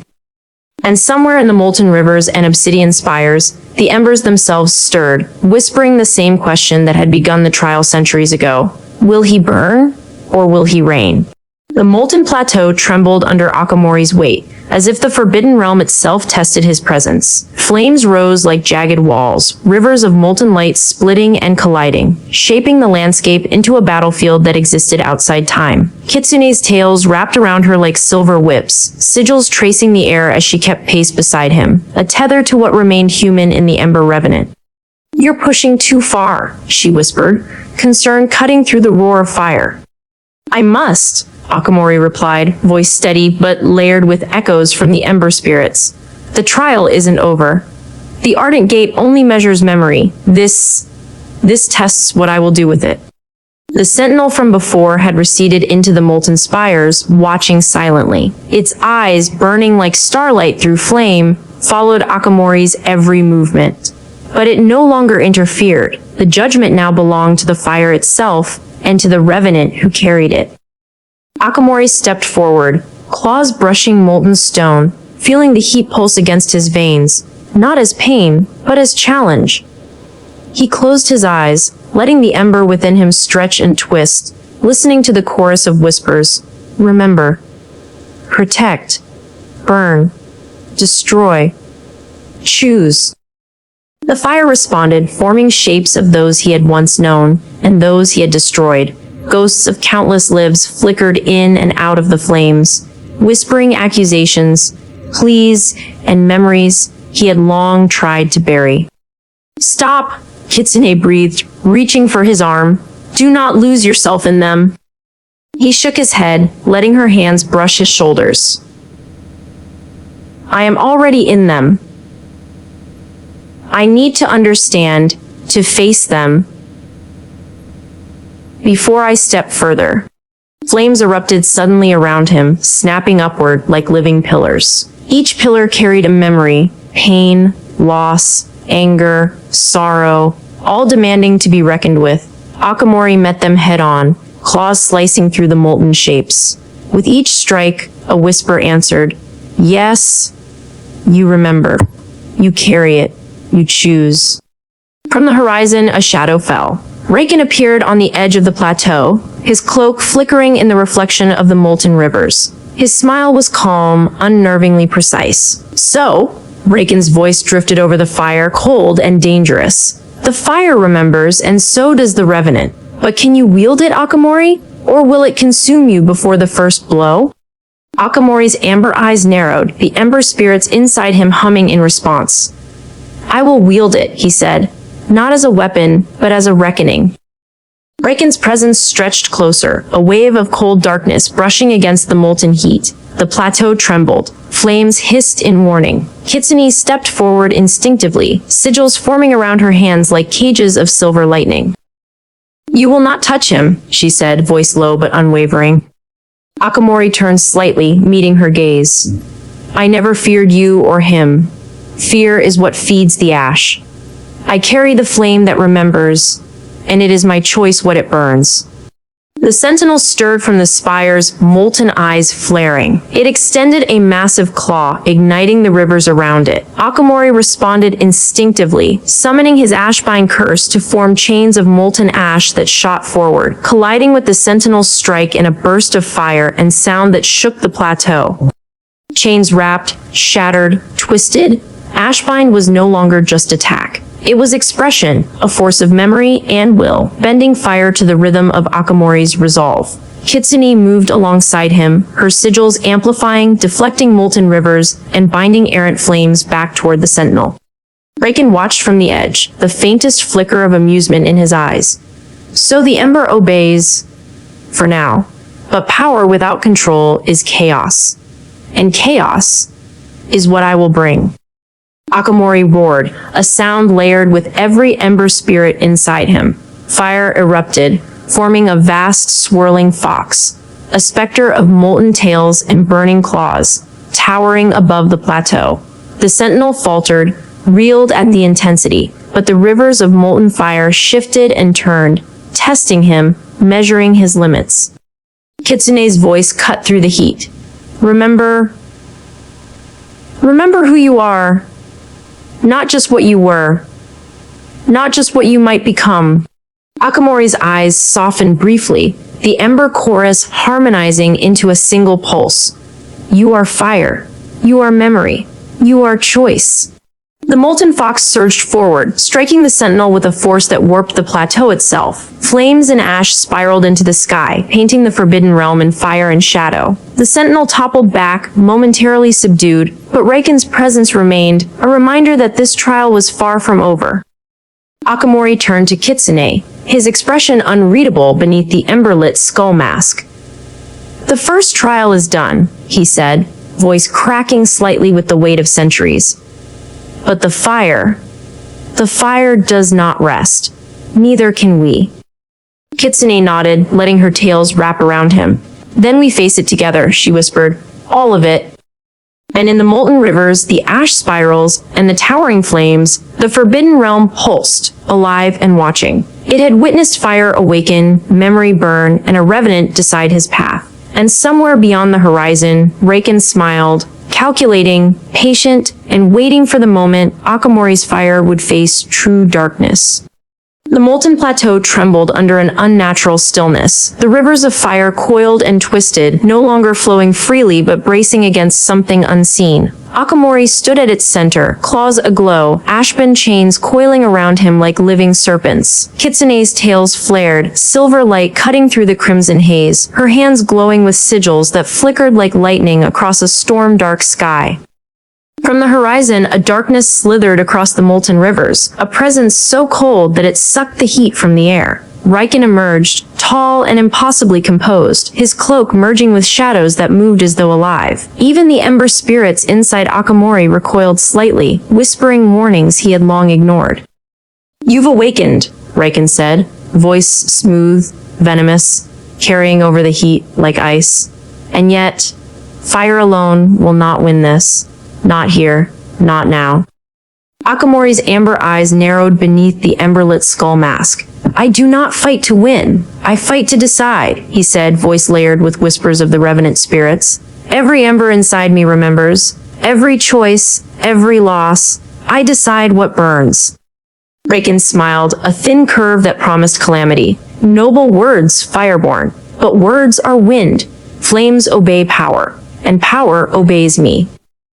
He raised a hand. Darkness rippled across the molten rivers, snuffing out fire in streaks, twisting heat into shadows. The sentinel from the ardent gate reappeared behind him, now fully bound to Riken's will, molten eyes blazing, claws extending into the molten stone. Kitsune stepped forward, her sigils flaring. "We can hold him, if we stand together." Akamori's voice was low, resolute. "Then we stand." The battle began. Riken's shadows collided with Akamori's ashbine chains, darkness and molten fire twisting in a lethal dance. The air cracked with heat and cold simultaneously. The plateau shook as rivers of fire hissed and split apart under the force of their clash. "You are strong," Riken said, voice cold, almost admiring. "But can you face yourself and still act? The fire remembers everything, Akamori. Every world you burned, every soul you touched. What will you choose now?" The question echoed inside Akamori. The Revenant's many voices surged, overlapping. Burn, protect, destroy, save. Memories of destruction, memories of Kitsune, memories of the First Ember War. They all converged into a roaring tempest inside him. Kitsune's hands trembled. "Don't let him break you," she whispered, her tails flaring protectively. "Hold the ember, but don't let it consume you." Akamori inhaled, letting the molten fire within him pulse outward in a wave. Chains of ash shot toward Riken's shadows, binding and twisting the darkness into molten serpents that hissed and struck back. Fire and shadow collided, exploding into a storm that shook the entire Forbidden Realm. Riken advanced, calm and precise. Each step sent ripples of cold darkness into the molten ground, extinguishing rivers of flame where he passed. "You cannot control all of it," he said, voice soft yet deadly. "Some fire is meant to destroy. Some ember is meant to turn on you." Akamori's claws glowed, ember veins pulsing like heartbeats. He met Riken's strike head-on, the molten fox form surging around him, tails lashing, teeth snapping at shadows. The ashbine curse wrapped tighter, feeding on anger, feeding on fear, but also feeding on choice. "You see, Kitsune," Riken murmured, circling them like a predator. "He fights, yes, but what happens when he must choose between fire and love, between memory and vengeance?" Kitsune's breath caught. She moved closer to Akamori. "You're stronger than you know, but don't forget yourself," she whispered. "I am here. I am your anchor." The molten fox lunged, striking Riken's shadows, and Akamori felt it, a ripple of recognition, a pulse in the ash chains, a reminder of who he was. The Revenant's inner chorus quieted for a heartbeat, unified. "We fight. We protect. We choose." Akamori's claws struck true, tearing through the shadows, forcing Riken to retreat slightly. Flames spiraled, embers danced, and the plateau lit with a furious, beautiful light. Riken's eyes narrowed, his calm facade cracking just slightly. "Interesting," he said. "The ember obeys, and yet you are still human, and humans falter." Akamori's voice rang out, clear, unwavering. "I am fire. I am memory. I am choice. And I will not falter, not while she stands with me." Kitsune's tails wrapped around him once more, silver light flaring into the molten storm. Together, they stood at the heart of the battlefield, a tether of memory, love, and defiance. And as the shadows hissed, the ember roared back, alive, hungry, unbroken. The Forbidden Realm trembled, watching the moment where fire chose its path, and the Revenant embraced it. Somewhere beyond the horizon, Riken's smile turned sharper, colder. The trial was not over, not by far. But for now, Akamori had endured the first test of his moral and magical will. The molten plateau settled, rivers of flame quivering, ash spiraling upward like smoke from a distant world. Kitsune whispered, voice soft and trembling, "You held it, all of it, and still, you remained you." Akamori's amber eyes softened beneath the ember glow. "We held it, together." And beyond the molten horizon, the war that would consume worlds had only just begun. The Forbidden Realm trembled beneath the clash of fire and shadow. Molten rivers boiled and twisted, jagged obsidian spires cracking under the force of unbridled power. The air itself burned and froze at once, a paradox of heat and cold that distorted perception. Akamori stood at the heart of the plateau, the molten fox of his ashbine curse towering behind him, claws lashing at the shadows that Riken had sent to consume him. Riken emerged fully now, not merely as a presence but as a force of living darkness. His cloak rippled like black flame, extending tendrils of cold that snuffed out the very rivers of molten fire beneath his feet. Every step he took warped the battlefield, bending the ash and fire around him into impossible shapes. "You think you understand the ember," Riken said, voice slicing the heat like ice, "but power alone does not define it. Control does not define it. Choice does." Akamori's amber eyes flared, veins pulsing with molten fire. The whispering chorus of ember spirits surged inside him, overlapping, chaotic, demanding, burn, protect, destroy, choose. He clenched his fists, ashbine chains writhing like serpents, glowing brighter as they fed on both fear and resolve. Kitsune's tails flared violently. Her hands wove sigils, sending silver lightning to coil around Akamori, reinforcing his molten form. "Do not let him control your mind," she called. "Not with fear, not with memory. You are more than that." Akamori nodded, jaw tight, feeling the weight of centuries pressing down, not just the fire he carried, but the sins, the vengeance, the memories of destruction and loss. "I am fire," he murmured to himself. "I am choice. I am the ember that decides." Riken's shadows lunged, tendrils of darkness twisting like serpents around the molten fox. Akamori responded instantly, claws lashing, ashbine chains striking outward. Fire met shadow, molten ash coiling around tendrils, snapping them apart. The collision sent shockwaves that shattered spires and boiled rivers alike. "You hesitate," Riken said softly, circling, probing. "You feel it, don't you? The ember wants vengeance, the ember wants destruction, and yet you resist. Why?" Akamori's voice was firm, unwavering, though layered with echoes of the revenant inside. "Because I choose what it burns. I am not vengeance. I am fire that remembers, but does not repeat." The battlefield erupted. Shadows lunged, clawing at Akamori's molten fox form from every direction. He dodged, struck, and chained, moving with precision born of fire and memory. Kitsune remained beside him, weaving protective sigils, her own energy flaring as silver lightning twisted through the crimson haze. Together, they were a storm of fire and light, but even their combined force was tested like never before. Riken raised a hand, and suddenly the battlefield inverted. Rivers of fire froze mid-flow, jagged spires twisted skyward, and molten ash became razor-sharp. Kitsune cried out as the terrain shifted beneath her, tails bristling. "Hold steady," she shouted to Akamori. Akamori clenched his claws, feeling every ember inside him scream in protest. His molten fox surged upward, tails lashing like molten whips, striking at the twisted shadows. Yet Riken's manipulation pressed further, forcing him into the crucible of choice, the memory of every life he had destroyed versus the fire he still chose to wield. "You cannot hold both," Riken whispered, voice soft but venomous, winding through Akamori's mind. "The ember demands a single path. Choose destruction or choose mercy. One will consume you." Akamori's eyes blazed, the molten fox coiling, every ember inside him screaming. And then he saw her, Kitsune, standing unwavering, hands glowing, eyes full of trust and defiance. She was the anchor, the reminder of what could still be saved. "I choose both," Akamori roared, letting the fire within him pulse outward in a massive surge. Ashbine chains spiraled like tornadoes of molten ash and light, entwining both shadows and frozen rivers. Flames and memory collided, a storm of fire and choice so potent it tore the plateau apart, reshaping the forbidden realm in a torrent of molten light. Riken staggered, momentarily unbalanced. "Impossible," he whispered, his cloak of darkness flickering under the assault.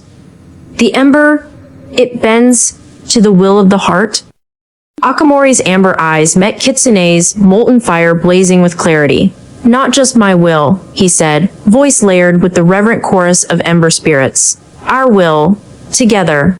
The molten fox lunged, striking Riken with a force that shook the very sky, while Kitsune's sigils amplified, pushing back the shadow tendrils and creating a protective lattice around them both. The battlefield erupted in molten chaos, ash, and sparks, yet through the storm, Akamori remained unbroken, not just as fire and memory, but as choice incarnate.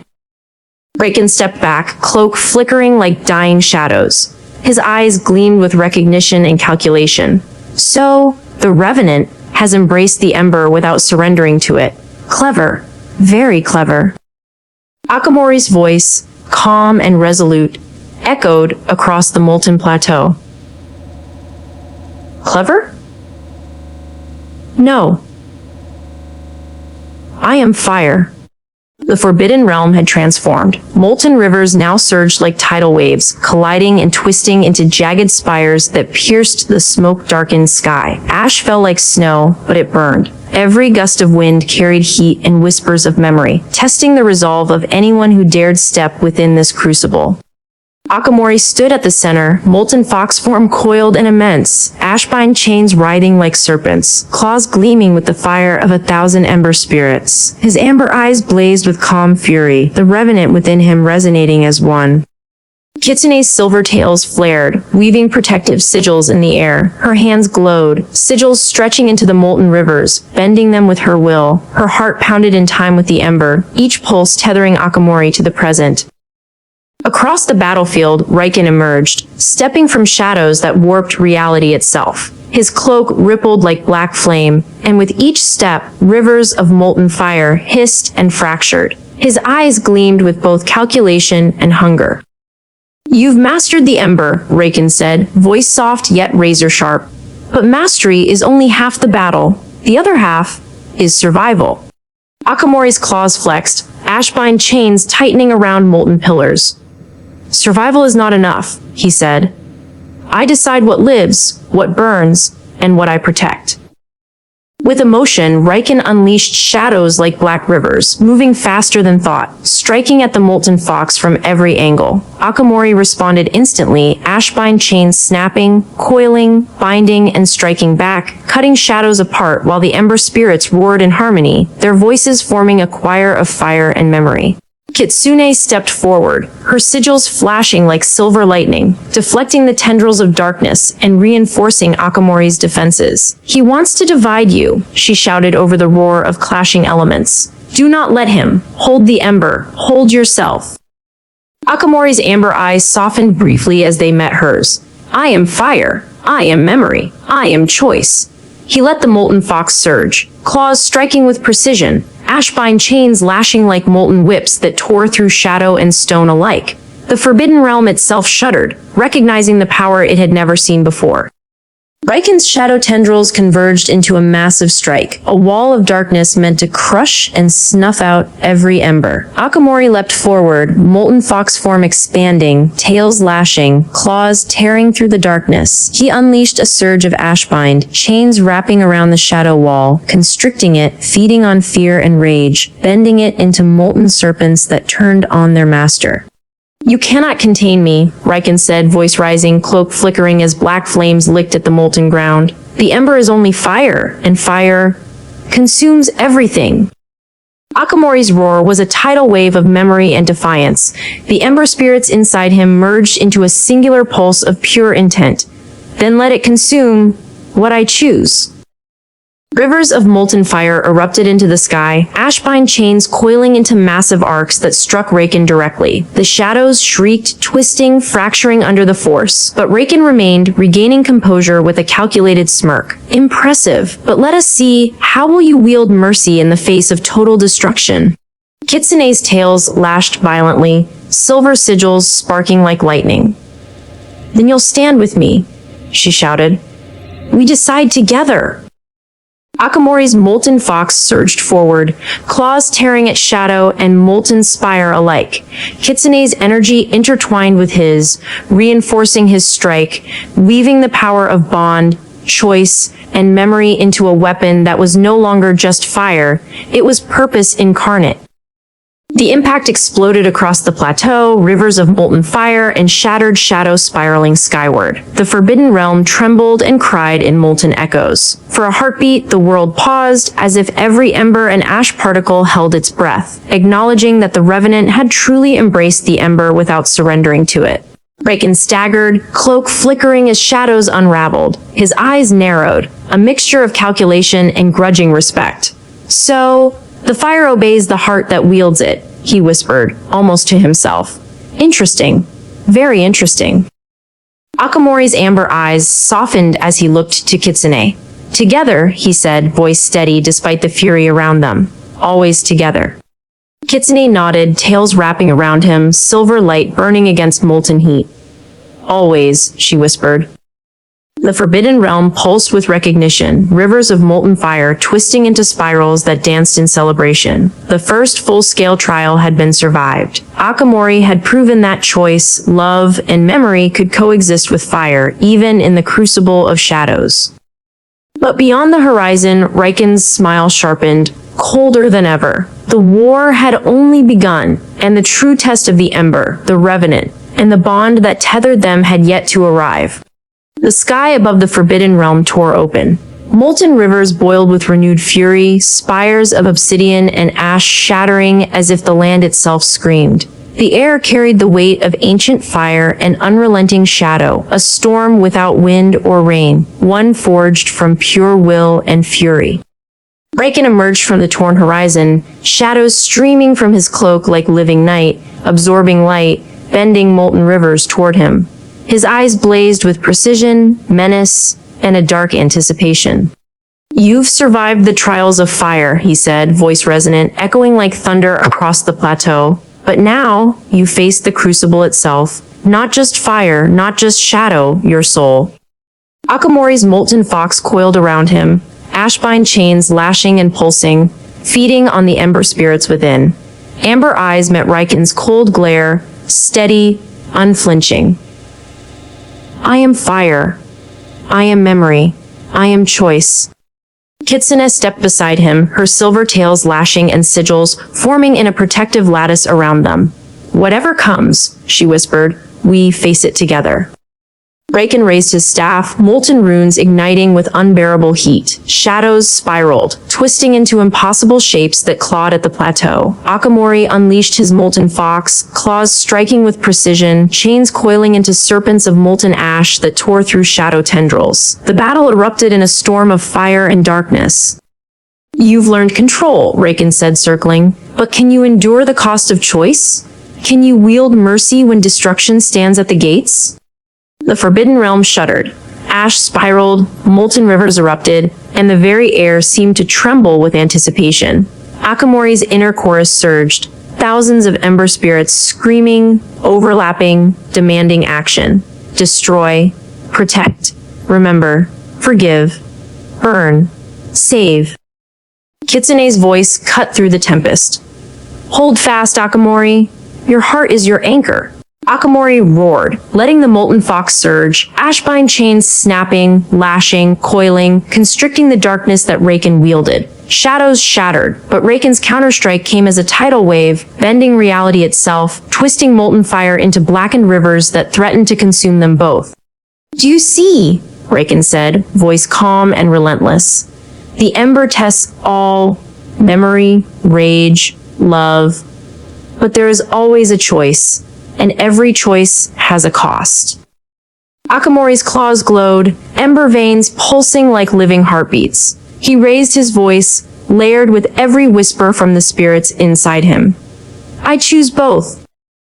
Flames and chains surged together, molten serpents of fire and ash wrapping around shadows and black rivers, redirecting them, transforming destruction into defense, chaos into control. Kitsune joined, sigils flaring like silver lightning, merging her energy with his, reinforcing, amplifying, tethering their wills into a single force. Riken faltered for the first time, cloak flickering as shadows unraveled under the combined power of fire and bond. Impossible, he whispered.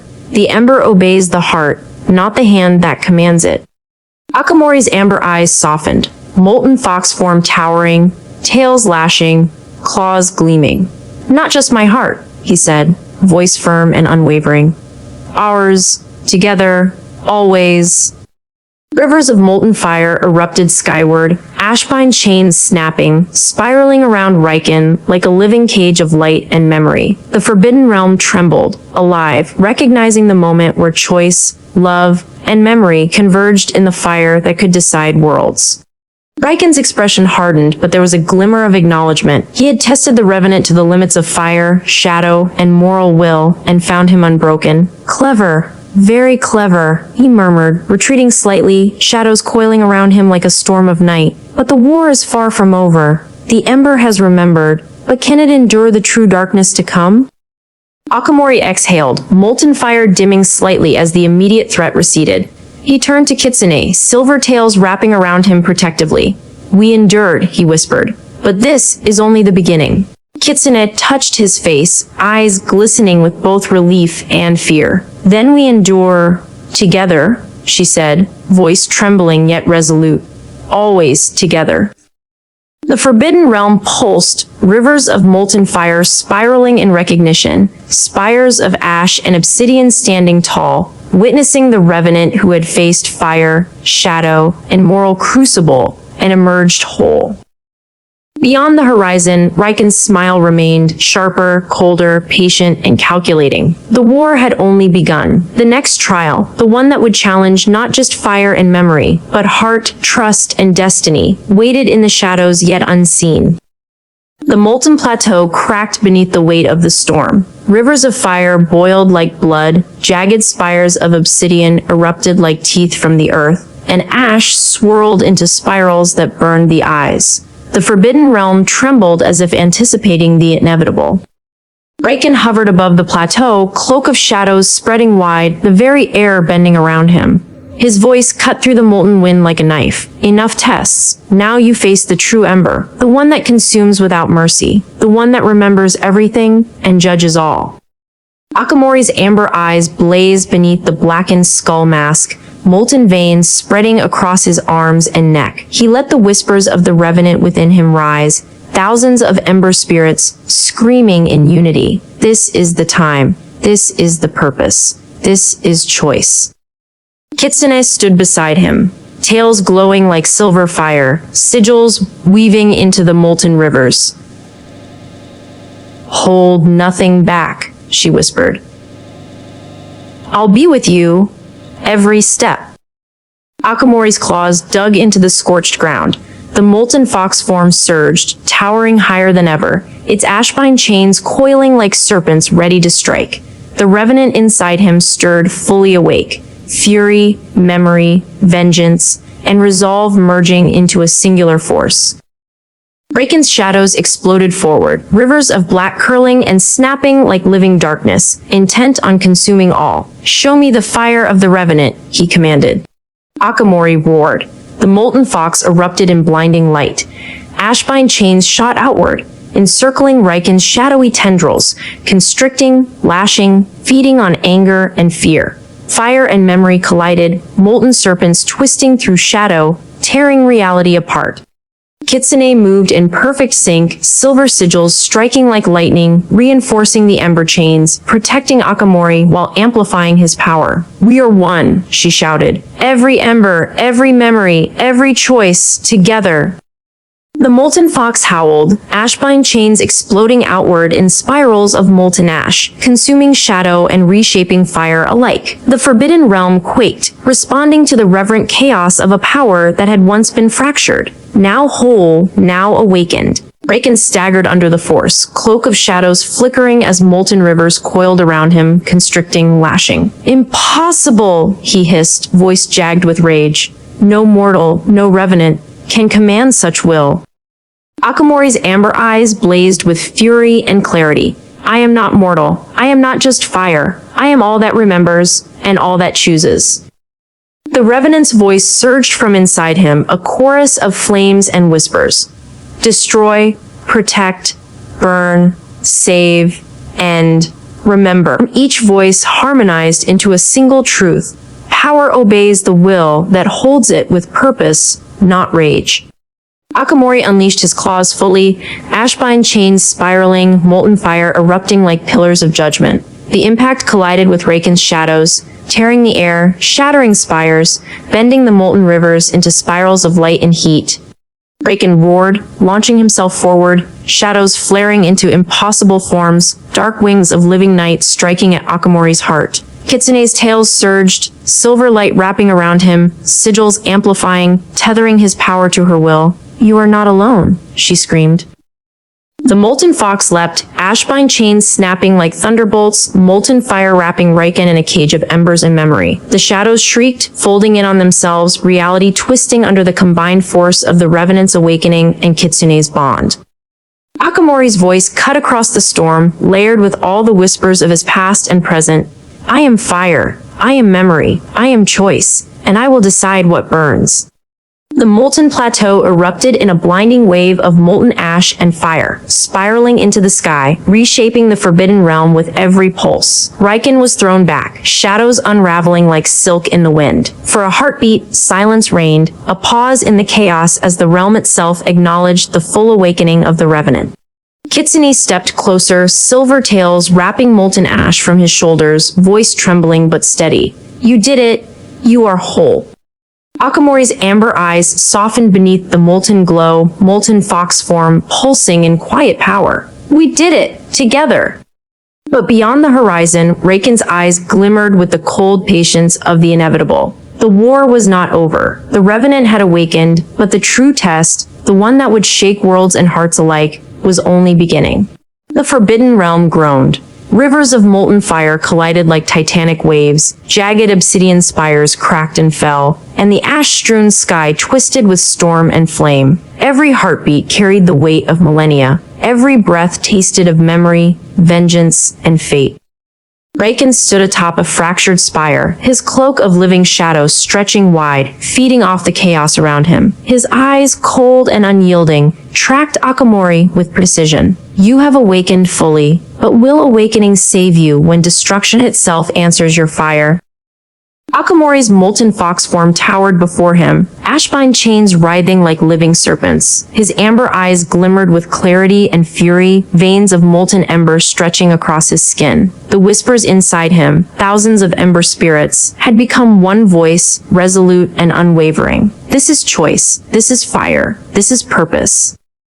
Kitsune stepped beside him, tails flaring like silver comets, sigils wrapping around Akamori's molten form. Her voice cut through the roaring storm.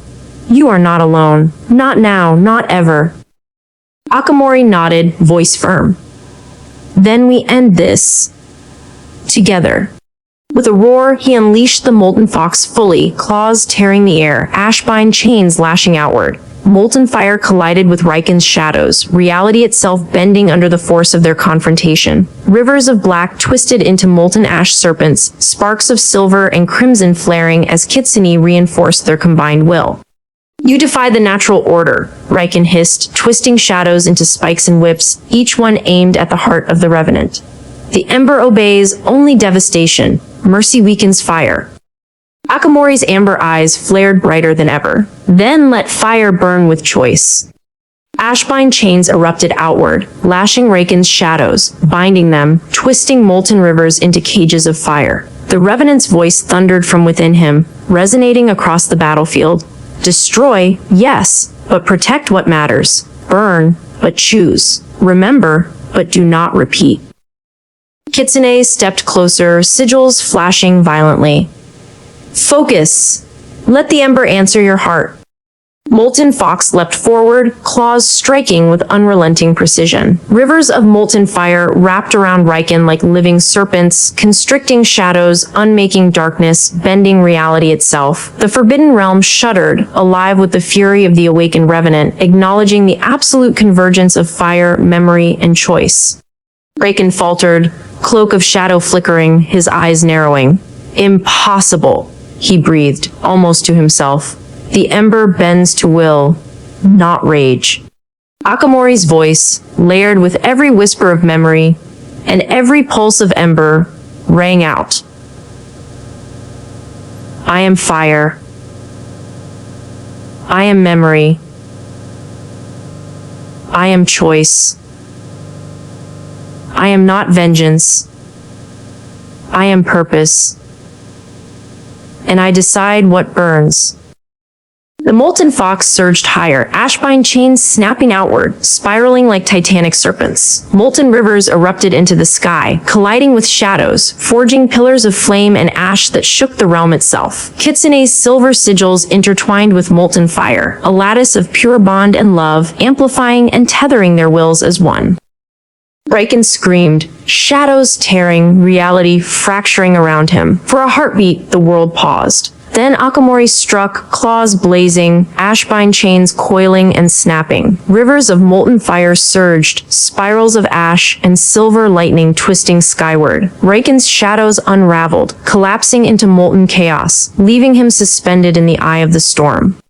Akamori's amber eyes softened, molten fox form towering yet calm. "This ends now," he whispered, voice steady, carrying the weight of every ember, every memory, every choice he had made.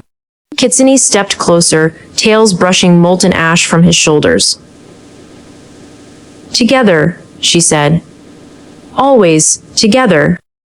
The Revenant's power surged, flames and ashbine chains intertwining, molten rivers spiraling like living serpents. Riken's cloak flickered, eyes wide with the realization of true defeat, not by death, but by will, heart, and choice that even shadows could not break.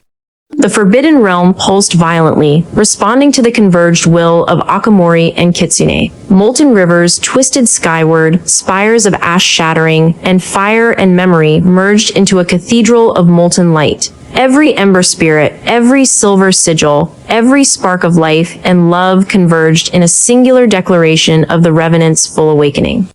Riken's scream echoed, fading into silence. The storm calmed, molten rivers settling, obsidian spires standing tall yet cracked. Ash swirled gently around Akamori and Kitsune, who stood together, molten fox coiled and pulsing, tails of silver light wrapping the fire, the storm, the memories into one. Akamori lowered his claws, amber eyes meeting Kitsune's. "We did it," he whispered. She smiled through tears, silver tails brushing his molten shoulders. "Yes, together."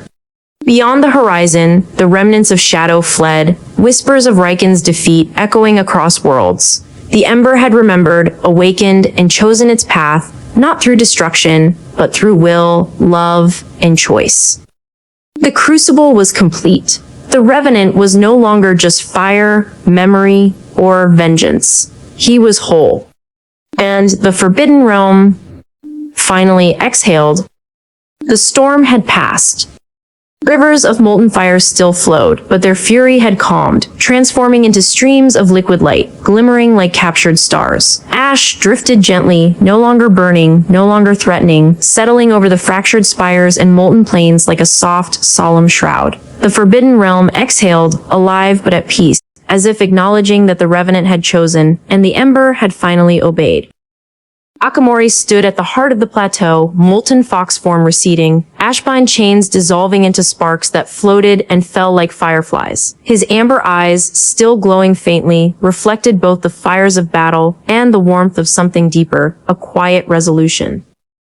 Kitsune stepped beside him, silver tails brushing against the glowing ash. "It's over," she whispered, voice trembling but certain. "No," Akamori said softly, looking across the horizon. "It's never over. Only new beginnings." He lowered the skull mask, revealing a face lined with both the weight of memory and the relief of survival.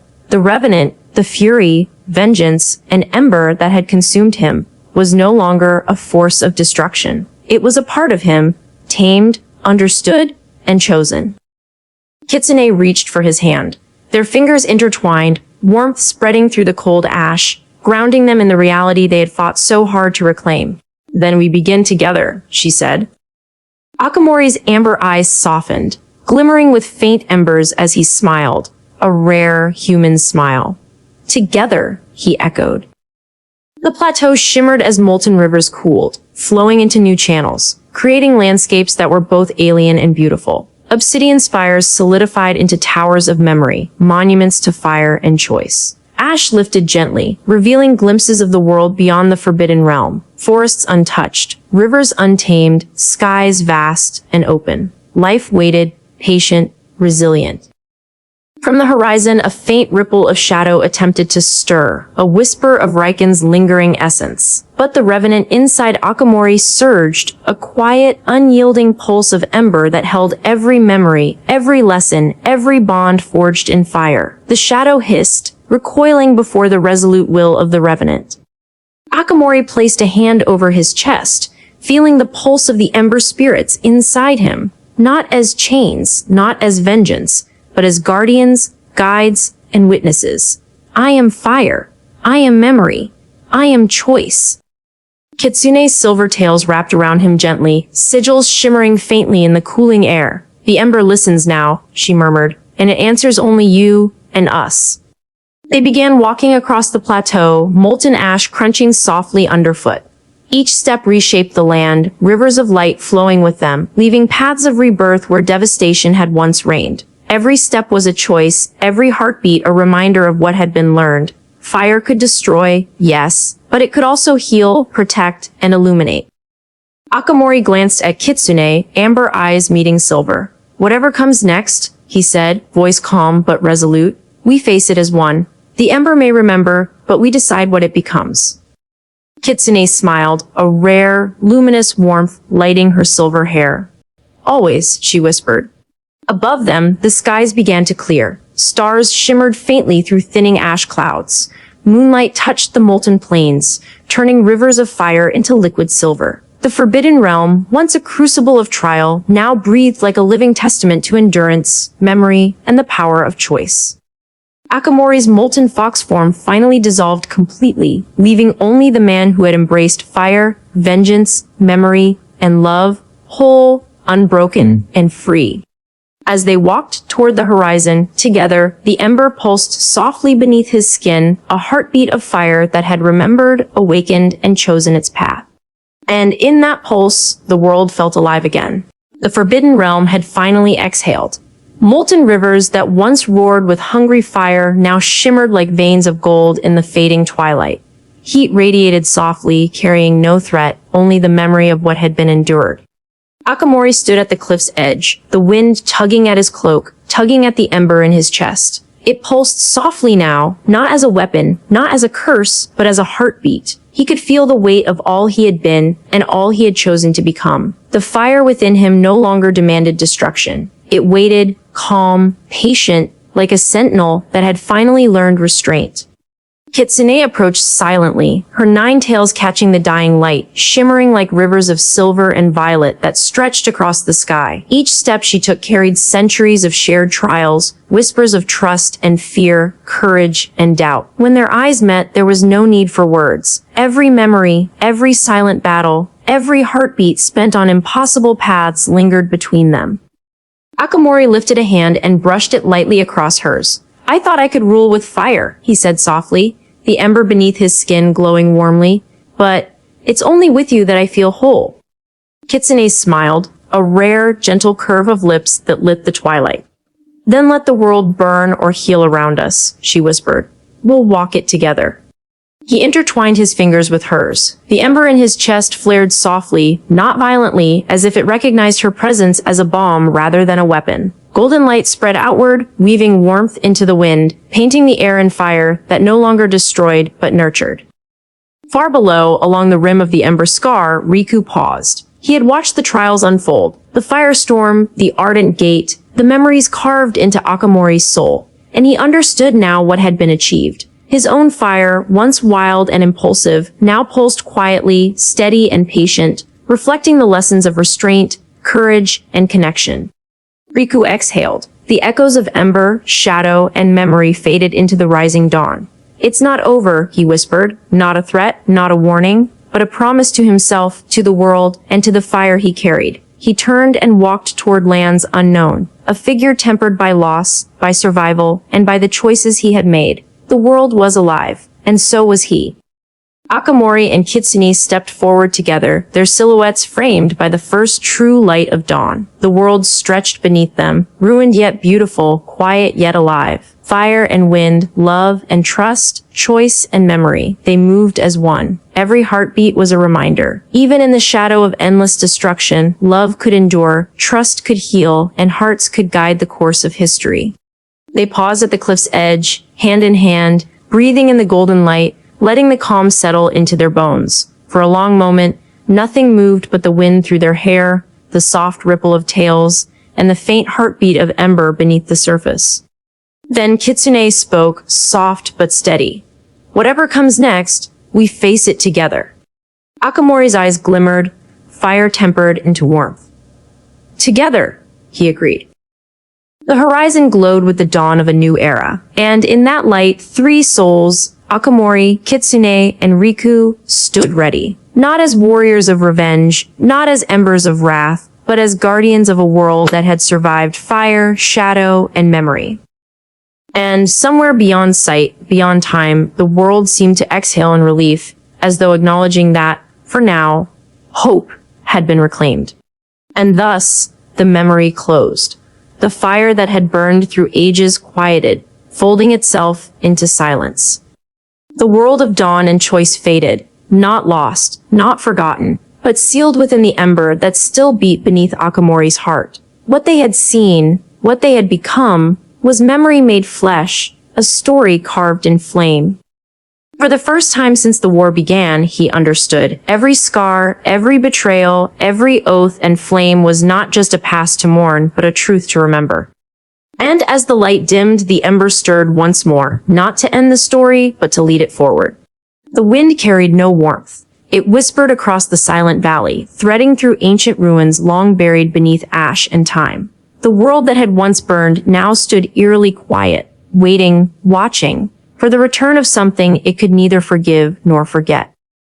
Akamori stepped through the haze. The ember beneath his skin pulsed softly, steady as a heartbeat. He had walked through memory, through the scars of the Forbidden Realm, through the ghosts of his own fire. Now the present awaited him, and with it, a reckoning long delayed.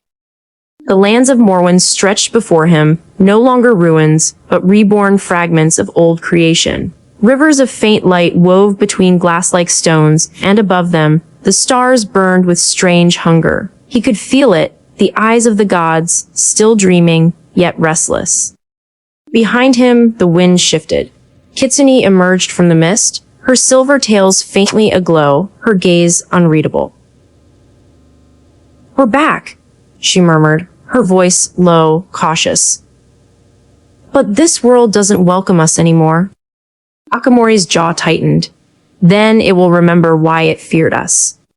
The sky darkened, and for a heartbeat, it was as if the stars themselves blinked. The ember within him surged, threads of light crawling across his veins, forming markings that shimmered like old chains made new. Something vast stirred beneath the horizon, a whisper, a hum, a divine pulse returning to awareness. Kitsune felt it too. Her sigils trembled faintly across her skin. "They're waking." "Good," Akamori said quietly. "It's time they faced what they buried." The air cracked with the scent of lightning and smoke. The earth trembled, and from the farthest edge of the valley, light descended. Pure, blinding, divine. "You should have remained asleep," a voice said, calm but resonant. A figure emerged from the brilliance, a woman clad in mirrored armor, every plate etched with living symbols. Her eyes burned with white fire, her wings flickering between gold and shadow. She descended slowly, each step leaving ripples of sound and light in the air. "Envoy of the Divine Court," Akamori said, recognizing her. "They sent you instead of facing me themselves." "The gods dream for a reason," she replied. "They remember what you did, what you are." He stepped forward, fire blooming faintly beneath his feet. "Then let them remember it properly." The envoy's spear appeared in her hand, a weapon of resonance and memory. "Your flame broke the covenant. Your name was erased for 1,000 years. You were not meant to return." "I did not return," Akamori said, voice low and steady. "The fire never left." She lunged. The spear cut the air with a scream of thunder, but Akamori met it head-on. Ember light surged from his palm, striking with equal force. The collision rang across the valley like a bell, loud, ancient, unending. Sparks burst from the impact, each one blooming into fleeting visions. Gods of fire, wars long past, chains of betrayal and judgment. "You defy order itself," she cried, wings unfurling. "Order died the day they chained me," Akamori replied. Fire ignited beneath his feet, rising in coils that spiraled into the sky. And the day she turned away. The envoy faltered, just for a moment. "Kitsune," she whispered. The name cut the air. Kitsune's eyes widened. "You remember me?" The envoy turned her gaze toward her. "You were his light once, until you bound him." Kitsune stepped back as if struck. "That wasn't." "Truth," the envoy interrupted. "Then show me the lie." Akamori's fire roared to life, molten wind tearing through the air. Enough. The flames surged outward, twisting into living serpents of ember and ash. The envoy's wings flared, her light clashing against his fire in waves that shook the earth. For a heartbeat, sky and land ceased to exist, only light, sound, and will. When the blaze faded, the envoy knelt, her armor fractured, wings cracked and bleeding starlight. Her voice was faint. "You are not vengeance," she whispered. "You are choice." Akamori turned away, flames dimming around him. "Tell your gods to wake," he said softly. "Tell them the ember remembers everything." The envoy bowed her head, eyes dimming as her form dissolved into 1,000 motes of light, vanishing into the storm above. Kitsune approached him slowly. "You didn't kill her." "She was already a ghost," he said, watching the fading light drift upward. "A memory in service of gods who no longer dream cleanly." The wind carried the scent of ozone and ash. Far above, the clouds shifted, revealing faint ripples of gold, the restless dreams of divine minds stirring once more. Akamori's voice dropped to a whisper. "They will come." Kitsune looked toward the horizon, where the stars began to burn brighter than they ever had. "Then let them." The night trembled, and somewhere beyond the veil of mortal sight, the gods who dreamed of fire began to open their eyes. As the storm faded, Akamori lifted his gaze to the burning sky, and in that endless light, a memory stirred, chains, a hand he once trusted, and the voice that said, "Forgive me."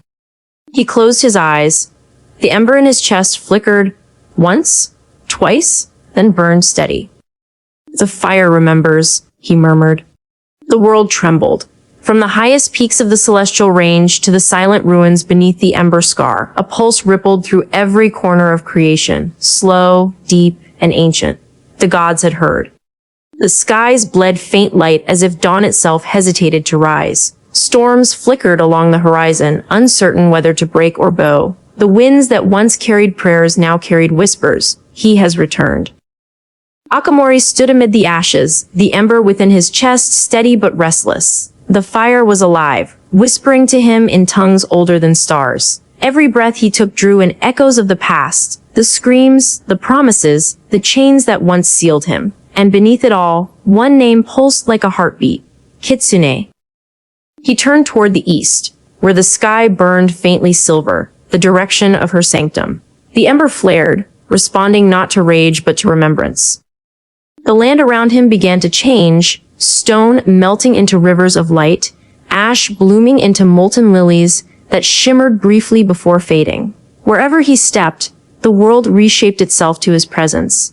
The fire no longer obeyed gods. It obeyed him. Far beyond, in the shrine of wind and silence, Kitsune felt the shift. Her mirror shattered, unable to contain the vision that surged through it. The air trembled. Her tails fanned wide, glowing with spectral light as she steadied herself. For a heartbeat, she saw him through the remnants of the vision. The fire in his eyes, the sorrow in his voice. "Akamori," she whispered. It was neither prayer nor curse. It was a memory, alive again. All around her, the fox spirits stirred, sensing their matriarch's unease. One approached, a younger vixen with dawnfire in her gaze. "My lady, what's happening?" Kitsune's lips trembled.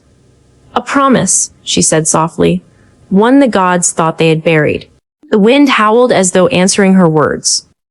In the western outlands, Riku crossed the silent plains, his cloak torn by the storm. The ember mark on his wrist burned brighter with every step. He felt the call, a resonance deep in his soul, an echo that no distance could silence. The fire that once guided him now demanded reunion. He paused at a ridge overlooking the valley, the scent of ash and lightning thick in the air. Above him, the clouds swirled into a fiery spiral, forming the faint image of a fox's eyes watching from the heavens. Riku clenched his fist. "So it begins again," he muttered. "The fire wakes, and so must I."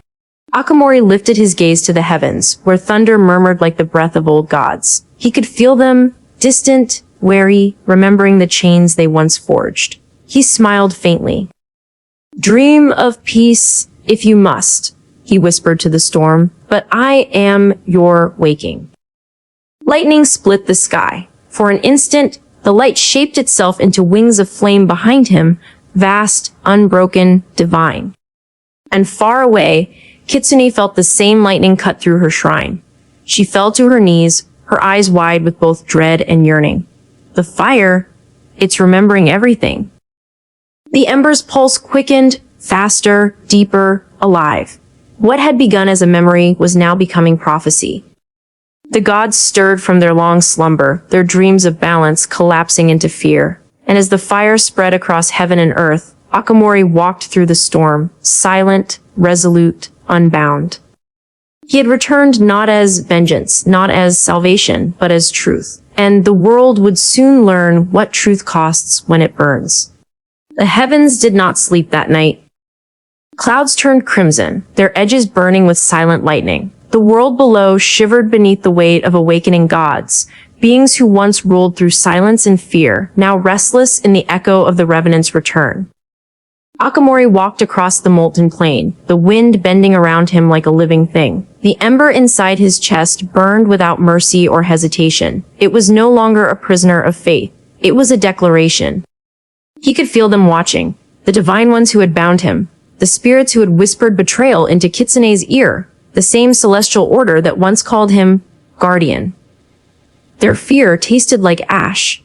"So," he murmured, eyes glowing faintly, "the dreamers wake at last." The ground cracked beneath his step, fire threading through the fissures like veins of molten gold. The air thickened, trembling with unseen power. From above, a voice spoke, calm, vast, ancient.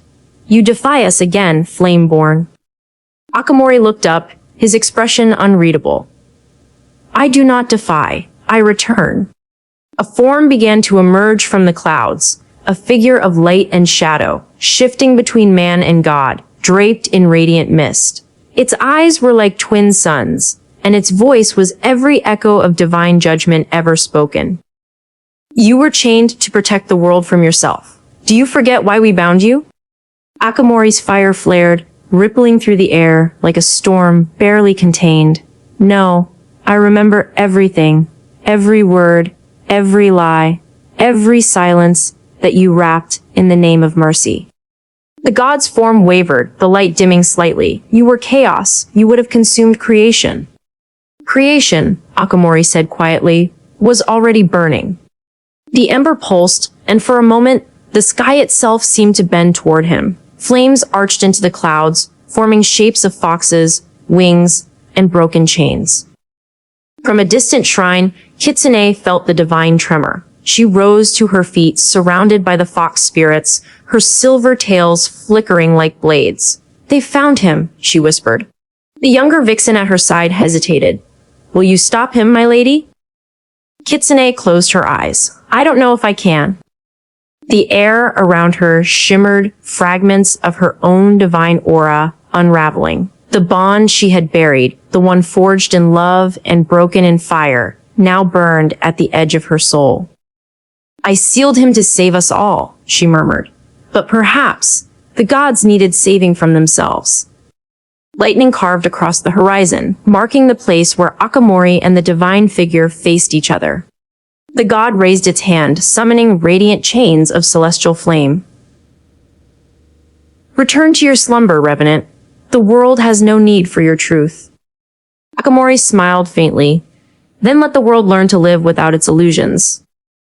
The chains shot downward, a storm of holy fire. They struck the ground, exploding into waves of gold and white. For an instant, all sound vanished. When the light faded, Akamori still stood. The chains had melted before touching him. His eyes burned brighter than any god's light. I was your fire once, he said. Now I am the flame that remembers. He raised his hand and the storm obeyed. Lightning bent. Fire bowed. The god's voice trembled, not in anger, but in fear. And somewhere, far beyond the storm, Kitsune whispered his name again. This time, not in sorrow, but in awakening.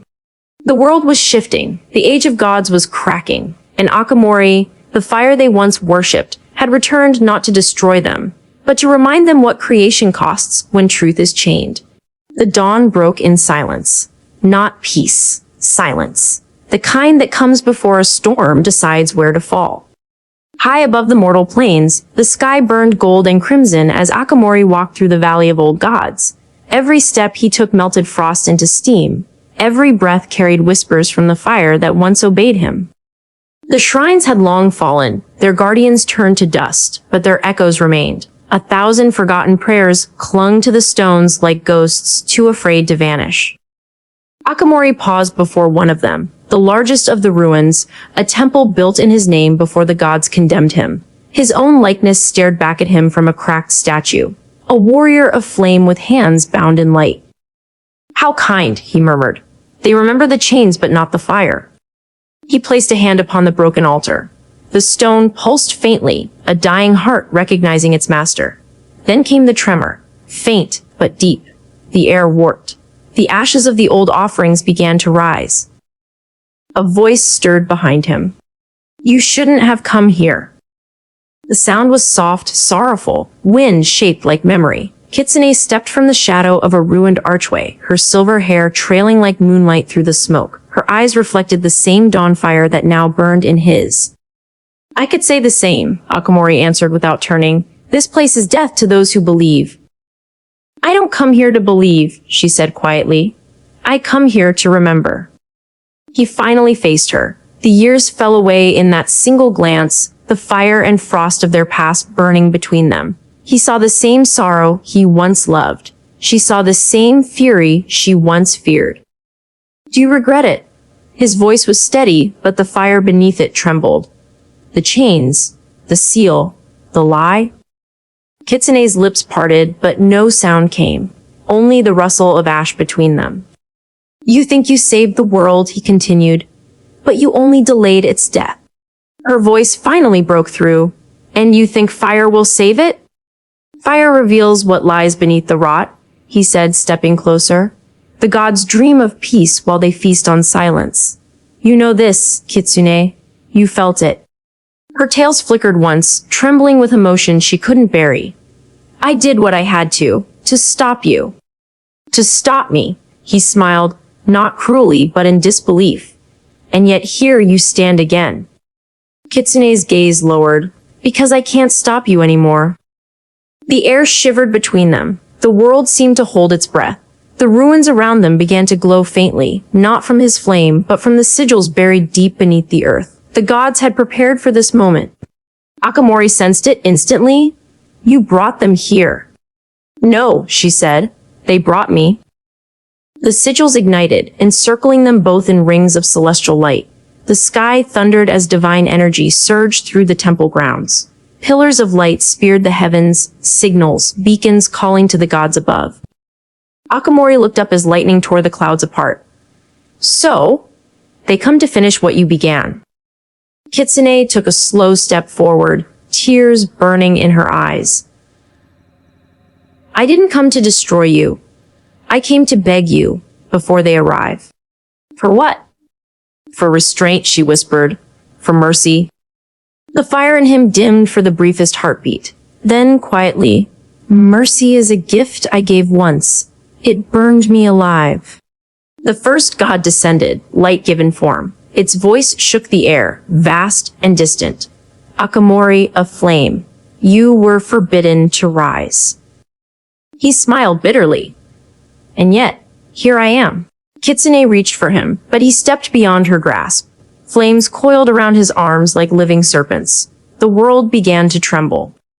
"Then let the gods who dream of peace," he said, "see what fire dreams of." He raised his hand, and the heavens cracked open.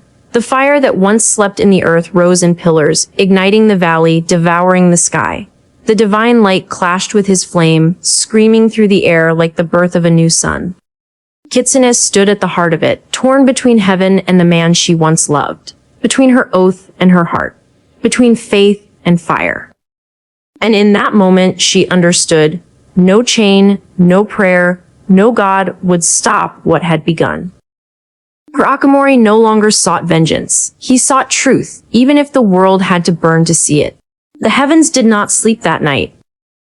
Clouds turned crimson, their edges burning with silent lightning. The world below shivered beneath the weight of awakening gods, beings who once ruled through silence and fear, now restless in the echo of the Revenant's return. Akamori walked across the molten plain, the wind bending around him like a living thing. The ember inside his chest burned without mercy or hesitation. It was no longer a prisoner of faith, it was a declaration. He could feel them watching, the divine ones who had bound him, the spirits who had whispered betrayal into Kitsune's ear, the same celestial order that once called him guardian. Their fear tasted like ash. "So," he murmured, eyes glowing faintly, "the dreamers wake at last." The ground cracked beneath his step, fire threading through the fissures like veins of molten gold. The air thickened, trembling with unseen power. From above, a voice spoke, calm, vast, ancient. "You defy us again, flame-born." Akamori looked up, his expression unreadable. "I do not defy, I return." A form began to emerge from the clouds, a figure of light and shadow, shifting between man and god, draped in radiant mist. Its eyes were like twin suns, and its voice was every echo of divine judgment ever spoken. "You were chained to protect the world from yourself. Do you forget why we bound you?" Akamori's fire flared, rippling through the air like a storm barely contained. "No, I remember everything, every word, every lie, every silence that you wrapped in the name of mercy." The god's form wavered, the light dimming slightly. "You were chaos. You would have consumed creation." Creation, Akamori said quietly, was already burning. The ember pulsed, and for a moment the sky itself seemed to bend toward him. Flames arched into the clouds, forming shapes of foxes, wings, and broken chains. From a distant shrine, Kitsune felt the divine tremor. She rose to her feet, surrounded by the fox spirits, her silver tails flickering like blades. "They found him," she whispered. The younger vixen at her side hesitated. "Will you stop him, my lady?" Kitsune closed her eyes. "I don't know if I can." The air around her shimmered, fragments of her own divine aura unraveling. The bond she had buried, the one forged in love and broken in fire, now burned at the edge of her soul. "I sealed him to save us all," she murmured. "But perhaps the gods needed saving from themselves." Lightning carved across the horizon, marking the place where Akamori and the divine figure faced each other. The god raised its hand, summoning radiant chains of celestial flame. "Return to your slumber, Revenant. The world has no need for your truth." Akamori smiled faintly. "Then let the world learn to live without its illusions." The chains shot downward, a storm of holy fire. They struck the ground, exploding into waves of gold and white. For an instant, all sound vanished. When the light faded, Akamori still stood. The chains had melted before touching him. His eyes burned brighter than any god's light. "I was your fire once," he said. "Now I am the flame that remembers." He raised his hand and the storm obeyed. Lightning bent. Fire bowed. The god's voice trembled, not in anger, but in fear. And somewhere, far beyond the storm, Kitsune whispered his name again, this time, not in sorrow, but in awakening. The world was shifting. The age of gods was cracking, And Akamori, the fire they once worshipped, had returned not to destroy them, but to remind them what creation costs when truth is chained. The world had not yet healed from his return. Mountains still whispered his name through cracks of molten stone, rivers steamed with half-remembered flame, and the winds trembled when they crossed the old shrines. Fire had once been a warning, now it was a promise. Akamori walked across the ashen fields of the mortal realm, each step stirring the ghosts of 1,000 burned prayers. The chains that once bound him were gone, but their memory clung to his skin like a second shadow. His eyes, golden and unblinking, carried the calm of one who had accepted both damnation and destiny. He paused at the edge of the valley where the first light touched the ruins of Morwen, once a sanctuary, now a scar upon the earth. The air shimmered faintly, the scent of foxfire lingered. Kitsune had been here. Her presence bent the air like a silent hymn. Even now, her power rippled through the soil, sealing the cracks his return had caused. She was mending what he had undone. Akamori's voice broke the silence. You still believe peace can hold what fire breaks? The wind answered softly, carrying her scent before her form appeared, 9 tails flowing like ribbons of moonlight. Kitsune stepped into view, eyes meeting his, not with fear but with quiet sorrow. You should not be here, she said. The world hasn't forgotten what your flame cost. He looked at her, unmoved, unreadable. And you, have you? She hesitated. I remember. That's why I stand here, to stop it from happening again. For a long breath, neither spoke. The sky darkened, clouds twisting as if stirred by their silence. Akamori lifted his hand. The ember beneath his skin glowed faintly, its pulse answering hers. You can't stop fire from remembering, he said. It burns until it finds the truth. Kitsune's tails flicked once, the sigils along her arms brightening. And if that truth destroys us all? He smiled faintly, sadly. Then the gods should not have dreamed of fire. Lightning struck across the horizon, followed by a tremor that rolled through the valley. The old shrines cracked, spilling molten light from their cores. Something ancient, something divine, was waking. Kitsune turned toward the light, eyes wide. They're stirring, the ones who watched us fall. Akamori's expression hardened. Then let them wake. The ground beneath them split, sending waves of molten dust spiraling upward. The sky bled crimson as pillars of flame erupted in the distance. Out of the broken light rose silhouettes, divine half-formed, their bodies carved from ash and ember. The gods had returned to claim what was once theirs. Akamori's chains flared briefly along his arms before vanishing into molten sparks. He looked toward Kitsune, voice calm but edged with power. This time, no one seals me. Her breath caught. Akamori. But he was already walking toward the storm, the heat bending around him, the fire recognizing its master. The heavens burned, the gods stirred, and in the heart of it all, the Revenant of Flame walked forward, not as a prisoner, not as a savior, but as a reminder that even gods could bleed.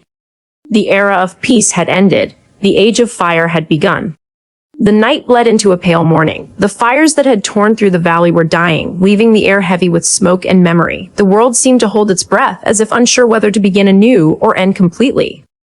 Akamori stood at the edge of what once was Morwen Valley. The ashes of his own destruction clung to him like old prayers. His eyes burned with something deeper than rage. It was remembrance.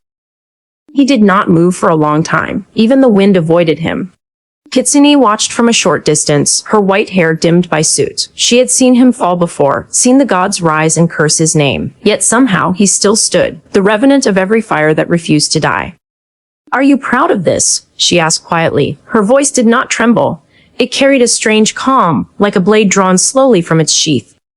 Akamori turned, his expression unreadable. Pride? No, only balance. You think this was chaos, Kitsune. It was correction. Correction doesn't leave graves, she said. You've become what you once vowed to destroy. He looked past her, toward the crimson horizon where embers danced. Perhaps that's what it means to be divine. To burn for so long, you forget what warmth was meant to feel like. For a moment, silence stretched between them, an unspoken ache neither dared name. Then, the ground trembled. The sky flickered. A faint ring of golden fire spiraled above them, vast and ancient. It wasn't Akamori's doing. The air itself seemed to kneel. Kitsune stepped back, eyes wide. They've awakened. Akamori's jaw tightened. The gods.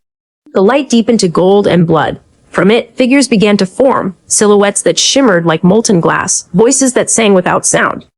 The dreamers, the gods who had slumbered since the dawn of flame, had begun to stir. Akamori clenched his fist. They dream of reclaiming fire. Kitsune whispered. Then we are no longer safe. He looked at her, not with hatred, but something heavier, a memory of what they used to be. Safety was never part of our destiny. As the sky broke open and divine fire rained down, Akamori stepped forward into the storm, unafraid, unyielding, the shadow of a god who had once been mortal. Kitsune followed, not as his savior nor his enemy, but as the last heart that still believed the flame could be tamed. The heavens convulsed. The storm broke loose, tearing the sky apart. Not wind, not rain, but flame. Rivers of burning light streaked across the clouds, twisting like serpents made of divine fire. Akamori stood at the center of it all. His cloak snapped in the wind, scorched by the raw power that now howled through the world. The storm wasn't natural, it was awakening. Beneath his feet, the ground cracked open, revealing veins of molten light pulsing like the heartbeat of something ancient. Each tremor sang in a voice older than God's, the language of creation itself. And in that voice, Akamori heard his name. Not the one mortals whispered in fear. The first one, the true one. Akashiren. The sound rolled across the storm, a memory spoken by thunder. Akamori froze. The name was forbidden, sealed when the gods bound his soul in chains. Hearing it again was like being struck by lightning inside his own heart. He looked to the burning sky, his eyes glowing like molten glass. So, you remember me? A laughter, vast, celestial, cruel, echoed through the fire. Then came the voice of a god who once ruled flame before him. You were never flame, Akamori, you were borrowed light. The storm screamed as the fire descended, forming a colossal figure within the storm front. A god made of living embers, eyes like collapsing stars. Kitsune stepped beside Akamori, tails flaring, wind rising in defiance. Don't answer him, they want your rage. But Akamori's lips curved, not in fear but in something darker. I am their rage. He raised his hand, and the fire around him bent backward, as if remembering its master. The storm's fury folded into his palm, burning brighter, wilder. Lightning broke into shards of flame. The clouds split like torn cloth. The voice of the god wavered. Impossible, your chains were eternal. They were yours, Akamori said softly, and you've already forgotten who forged them. He drove his hand into the ground. The entire valley erupted. Fire spiraled upward in a vortex so massive it swallowed the light of the sun. And from within that fire, a shadow emerged, human in shape, terrifying in presence. Riku. His eyes burned like mirrors of Akamori's flame, but steadier, colder. He had come through the storm, unscathed. I told you, Riku said quietly, it's not over. For a single heartbeat, even the gods went silent. Akamori's expression didn't shift, but the storm did. The fire bent not to the gods now, nor to Riku, nor to fate. It bent to will. Two flames, one ancient, one reborn, stared at each other as the sky turned red. The gods watched, uneasy. The wind whispered, the fire has chosen its heirs. The storm roared again, wild, divine, unpredictable. And in that chaos, the world remembered why the gods once feared the name Akamori. The air between them burned without touching. Akamori, the fire unbound. Riku, the wind that would not kneel. The storm around them became a circle of roaring elements. Trees ripped from their roots, stones shattered, and even the sky bent inward, afraid to come too close to what was about to happen. Riku's cloak tore in the wind, his blade gleaming with pale blue light. If you came back for vengeance, he said, voice steady, you'll find nothing left to burn. Akamori's answer was silence, then fire. The ground exploded beneath his feet, and he was already moving, a streak of flame splitting the storm in half. Riku met him head-on. Wind screamed against fire. When they collided, the world cracked like glass. For an instant, there was no sound, only light. Then the force hit, flattening everything for miles. Kitsune watched from the cliffs above, her tails flaring in terror and awe. The air burned her skin even from that distance. Riku, Akamori, she whispered, you're tearing the heavens apart. Below, fire and wind twisted together, neither giving, neither yielding. Riku spun, his blade slicing through the inferno, carving spirals of air that turned Akamori's flames into trails of light. But Akamori only smiled, still learning to breathe within your storm, boy. He raised his hand, and the fire followed his gesture, alive, obedient, divine. It coiled into serpents, each one roaring toward Riku like burning dragons. Riku's eyes narrowed. He drew a breath, slow, precise, and exhaled. The wind obeyed. It did not rush. It cut. In one perfect motion, the serpents broke apart, their flames scattered into embers that became dust before they touched him. The fire hissed in anger. The wind sang in defiance. Akamori's gaze sharpened. "You've grown, and you've forgotten," Riku replied. "Fire isn't destruction, it's life that burns to live again." For the first time, Akamori hesitated. In that hesitation, Riku moved, faster than the eye could follow. His blade drew a line of wind across the Flame Lord's chest. The strike didn't cut flesh, it cut memory. Akamori gasped as visions flashed. The chains, the gods, Kitsune's tears. The pain wasn't physical, it was truth. The storm shuddered, fire dimmed. Riku stood before him, steady as the horizon. "You're not my enemy," he said. "Not yet, but if you lose yourself again, I'll end you." The fire inside Akamori surged, but something within him, something older than wrath, stopped it. He stepped back, his eyes glowing like dawn through smoke. "Then I hope your wind never falters." Riku lowered his blade, but the storm didn't calm. Above them, the gods watched in silence. They had seen power before, but never this balance of fury and grace.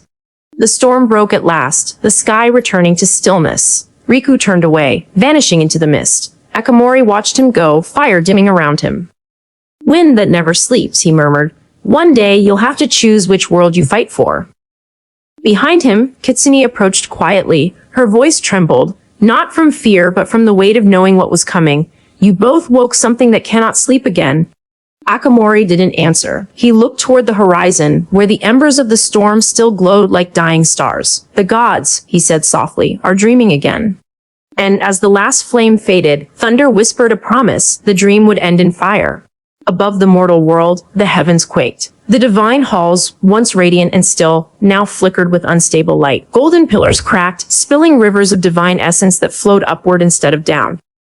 A single tremor had reached this realm, born from the clash of fire and wind. Two mortal forces had struck so fiercely that even the gods could feel the heartbeat of their defiance. From the highest seat of the Celestial Council, Amaterasu, the Dawnfather, rose. His robe shimmered with stars that refused to settle, each one flickering as though frightened. What was that surge? His voice boomed, shaking the endless court. "The seal of fire was broken ages ago. How does its flame still breathe?" The council murmured in fear. Beside him, Mikhail of the Azure Flame, his once proud general, bowed his head. "It was no god's doing, my lord. The pulse came from below the mortal plane. The fire has awakened, and the wind challenged it." "Wind?" Amateru's gaze sharpened. Another god stepped forward. "Sarai, Lady of the Dawn Mirrors," her voice soft, laced with dread. "The child of storms, the one the Fox clan once called Riku. He bears the mark of the old flame." The chamber fell silent. Even the celestial torches dimmed. "The Fox clan again," Amaterasu muttered. "They meddle where balance was meant to sleep."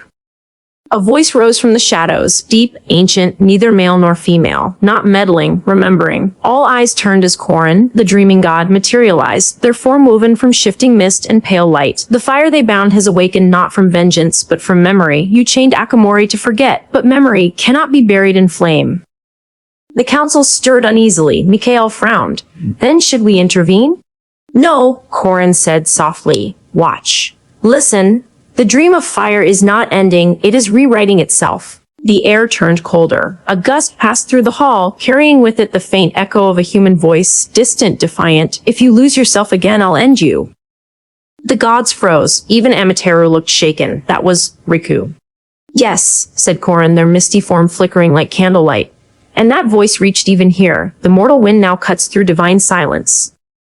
"What of Kitsune?" Sarai asked. "Her soul remains tethered to both, the fox who betrayed the flame and loved it still."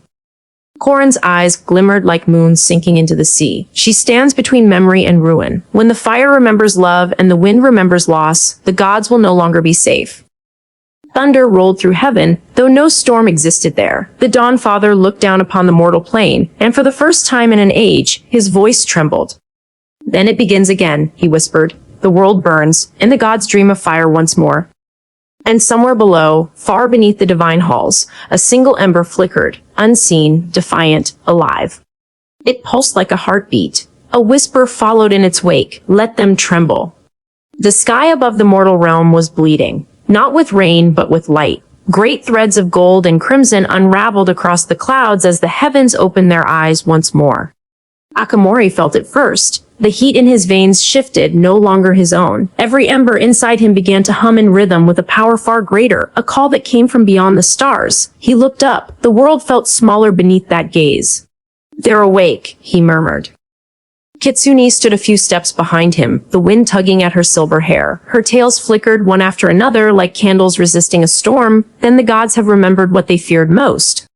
Akamori turned slowly toward her. "And what's that?" "That their creations learned how to love," she said. The words struck deeper than any blade. For a heartbeat, silence reigned between them, the air trembling, their breath visible in the cold light of the divine. Then the first sign appeared. A column of golden fire descended from the heavens and struck the far mountains. The ground rippled. A sound followed, a roar that wasn't thunder but the voice of something ancient, divine, and merciless. Kitsune's eyes widened. "Celestial sentinels. The hunt has begun." Akamori clenched his fists. "They think they can cage me again." "No," she said quietly. "They think they can erase you." He looked toward the mountain where light still burned, the storm carving shapes into the horizon, wings, blades, and banners of divine judgment. "Let them come," Akamori said. "Let them see what their fire became." The earth beneath them quaked. Flames spiraled upward, taking form behind him, the shape of wings made of molten glass. The heat rippled through the air, bending reality.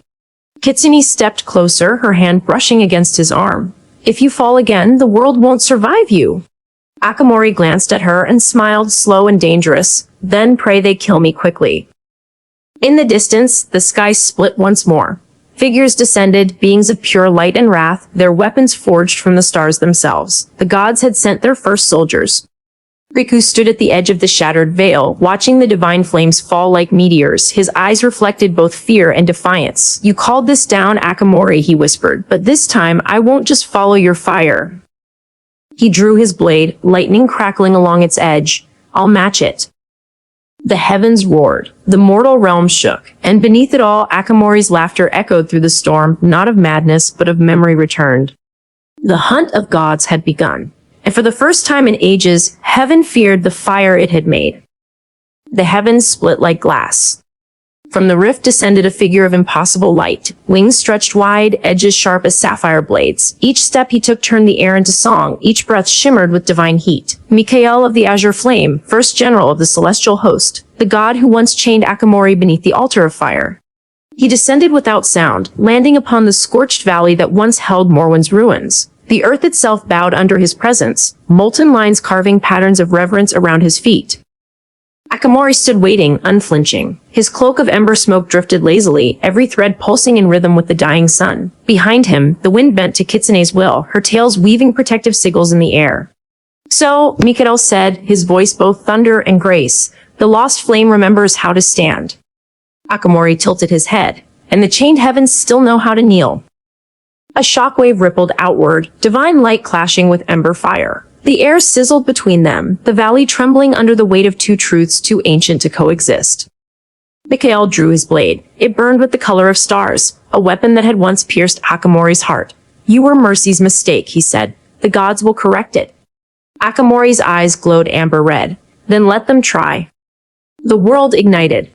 Flame met celestial light, tearing reality at its seams. Mikael moved like lightning, each strike followed by a trail of pure divinity, cutting through the ash storm. Akamori countered with molten bursts, his fire no longer wild but deliberate, almost human in its precision. Kitsune watched from the edge of the battlefield, her hands trembling as she held the barrier intact. "Don't let him lose himself," she whispered, though the wind swallowed her plea. Every clash was memory. Every wound reopened the chains that once held him. When Mikael's sword slashed across Akamori's chest, a brilliant red arc followed, not just blood, but the light of something divine still trapped within him. "You still carry our gift," Mikael snarled. "I carry your failure," Akamori answered. He thrust his palm forward. Fire erupted, not crimson or gold, but a deep, ancient violet. The ground cracked open, molten sigils spiraling outward. The very essence of forbidden creation poured forth, the ember that was never meant to live. For the first time, Mikael faltered. "This is not Godfire," he whispered. "No," Akamori said. "It's mine."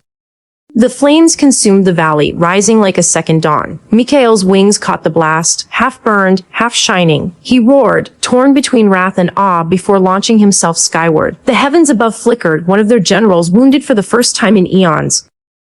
Akamori stood amidst the storm he'd birthed, eyes blazing with molten purpose. Kitsune approached slowly, the ash clinging to her like memory. You didn't kill him. I don't need to, Akamori said, staring at the rippling sky. The gods will send more. They always do. And what will you do? He turned to her, his voice quiet, his gaze burning. What I was made for. Burn their thrones until they remember why they feared the fire. She looked at him then, not as a goddess, not as a betrayer, but as someone who had once loved the storm. And if I stand in your way? He smiled faintly. Then I'll burn the heavens gently. The sky above them cracked again, the second light forming in the distance. The next hunter was already descending. The war had begun. Night fell fast over the battlefield. Ash drifted like dying stars, settling over scorched ground where gods and fire had clashed. The air still pulsed with aftershock, light trembling against darkness, the scent of ozone and molten iron hanging heavy. Akamori stood alone. His flames dimmed, his breathing shallow, the echo of divinity still vibrating in his bones. Mikhail's retreat had not felt like victory. It had felt like invitation. The gods never retreated. He turned toward the east, where the stars bent unnaturally, as if something vast and unseen was crossing between worlds. The ember inside his chest flickered once, then trembled. Kitsune appeared through the fog, her silver form faint against the red horizon. They're not sending another general, she said. They're sending something worse. Akamori's jaw tightened. A weapon? No, she whispered. A reflection. The ground cracked open before them, a fissure glowing with white fire. From within it rose a figure shaped in perfect resemblance. His stance, his eyes, even the ember's pulse mirrored his own. It was Akamori, and yet not.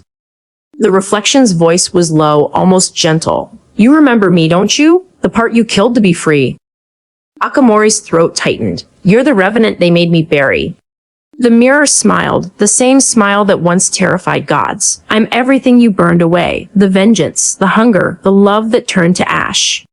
The two stood face to face, the space between them warping with heat and memory. Kitsune stepped back, feeling the air twist around her tails, the resonance of something unnatural. You can't fight it, she said. It's you. Exactly, the reflection said. That's why he'll lose. Akamori's hand clenched. Flames rippled across his arm, but the mirror mimicked every motion, every breath, perfectly, even the faint hesitation in his heart. The gods were cruel, but clever. They had given form to his inner ruin, and now they watched, unseen, as Akamori faced the one enemy he could never destroy.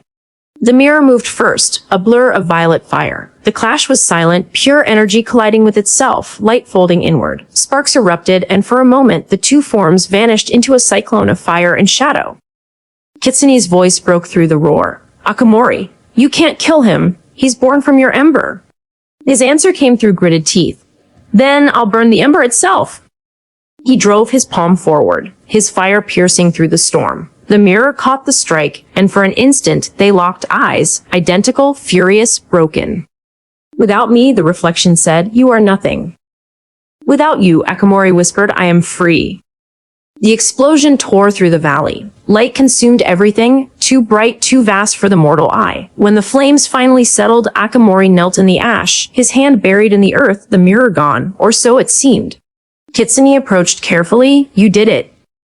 He looked up slowly. His eyes glowed with two colors now, one gold, one violet. No, he said quietly. I didn't destroy him, I absorbed him. The gods had failed to kill him, but they had given him back everything he once feared. Power, wrath, the fire that remembered betrayal. Above, the heavens pulsed once, acknowledging the shift. A storm of divine light began to gather, not of punishment, but of fear. Kitsune whispered, they've realized what you've become. Akamori stood, the ground melting under his steps. Then they should pray their dreams burn before I reach them. And far beyond the stars, the gods of creation began to tremble, for the revenant they had once bound was no longer chained by memory. He was memory itself. The heavens cracked open. Rivers of starlight poured down, tearing through the clouds as divine hands reached into the mortal plane. The gods had stopped watching, they had come to act. And their weapon was her. Kitsune stood upon the ruins of the old temple, eyes half-lidded, her breath shallow as whispers surrounded her, voices too ancient for language murmuring through her blood. Threads of gold began to crawl along her arms, weaving into symbols that burned into her fur. "Don't," Akamori said sharply. "You can't take their light, it's poison." Her voice was soft. "It's not their light I'm taking." Lightning struck between them. The gods were binding her again, not with chains of iron, but with the memory of her betrayal. It returned in fragments. The night she turned him in, the tears she never shed, the fire that consumed him as he screamed her name. Kitsune fell to her knees as the divine mark completed. The same sigil she once bore when she betrayed the fox she loved. Only now, it blazed like molten sun. "They're rewriting the past," Akamori growled, stepping forward, "turning your regret into a curse." She looked up at him through the storm, eyes glowing with the god's gold. "If my vow burns again, maybe I can end the fire I began." Akamori's aura flared, violent, unstable. "You think dying for them will cleanse it?" "I think loving you once damned me," she said. "Maybe this time it can save the world." The storm split the sky. Kitsune rose, divine flames swirling around her. Her voice echoed like a hymn, one that could break the heart of heaven itself. "I am the fox who betrayed the fire god, and once more, I will burn for—" She lifted her hands, and the gods answered. Beams of pure light fell upon Akamori, each one a memory weaponized. The moment he was chained, the sound of Kitsune's voice breaking, the scent of betrayal thick in the smoke. Every strike was not meant to wound his body, but to fracture his soul. Akamori staggered, his fire lashing out wildly. "Stop it, they're using you." "I am using me," she whispered. The divine radiance surged, and for a heartbeat, the world froze in silence, the kind that exists before a god dies. Then Akamori's ember exploded. Flames burst outward in concentric waves, red, black, violet. The temple shattered. The light bent. Reality itself screamed. And in the center of that storm, Akamori's voice tore through the chaos. "If you burn for me again, then the gods burn with you." He reached through the torrent, his hand catching hers, light and fire colliding. The explosion that followed wasn't destruction, it was transformation. When the smoke cleared, the temple was gone. Only two figures remained, kneeling in the crater's heart, Kitsune, her golden marks dimming, and Akamori, his fire burning with both godlight and shadow. Her vow had burned twice, and now it bound them again, not in betrayal, but in fate. The gods fell silent. For the first time in eternity, divinity feared love. Silence fell over creation. Every ember, every star, every whisper of the divine seemed to hold its breath. The storm had ended, but the air still trembled, carrying the echo of something too vast for mortal understanding. Where the shrine once stood now lay only glass and ash, the ground melted by the force of two hearts defying heaven.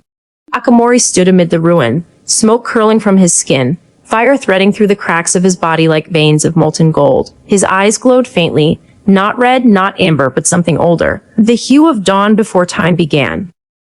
Kitsune knelt before him, weak but alive, her divine marks fading like dying starlight. When she looked up, the wind around her bent toward him, as though even nature recognized its creator reborn. She whispered, voice trembling, "What are you now?"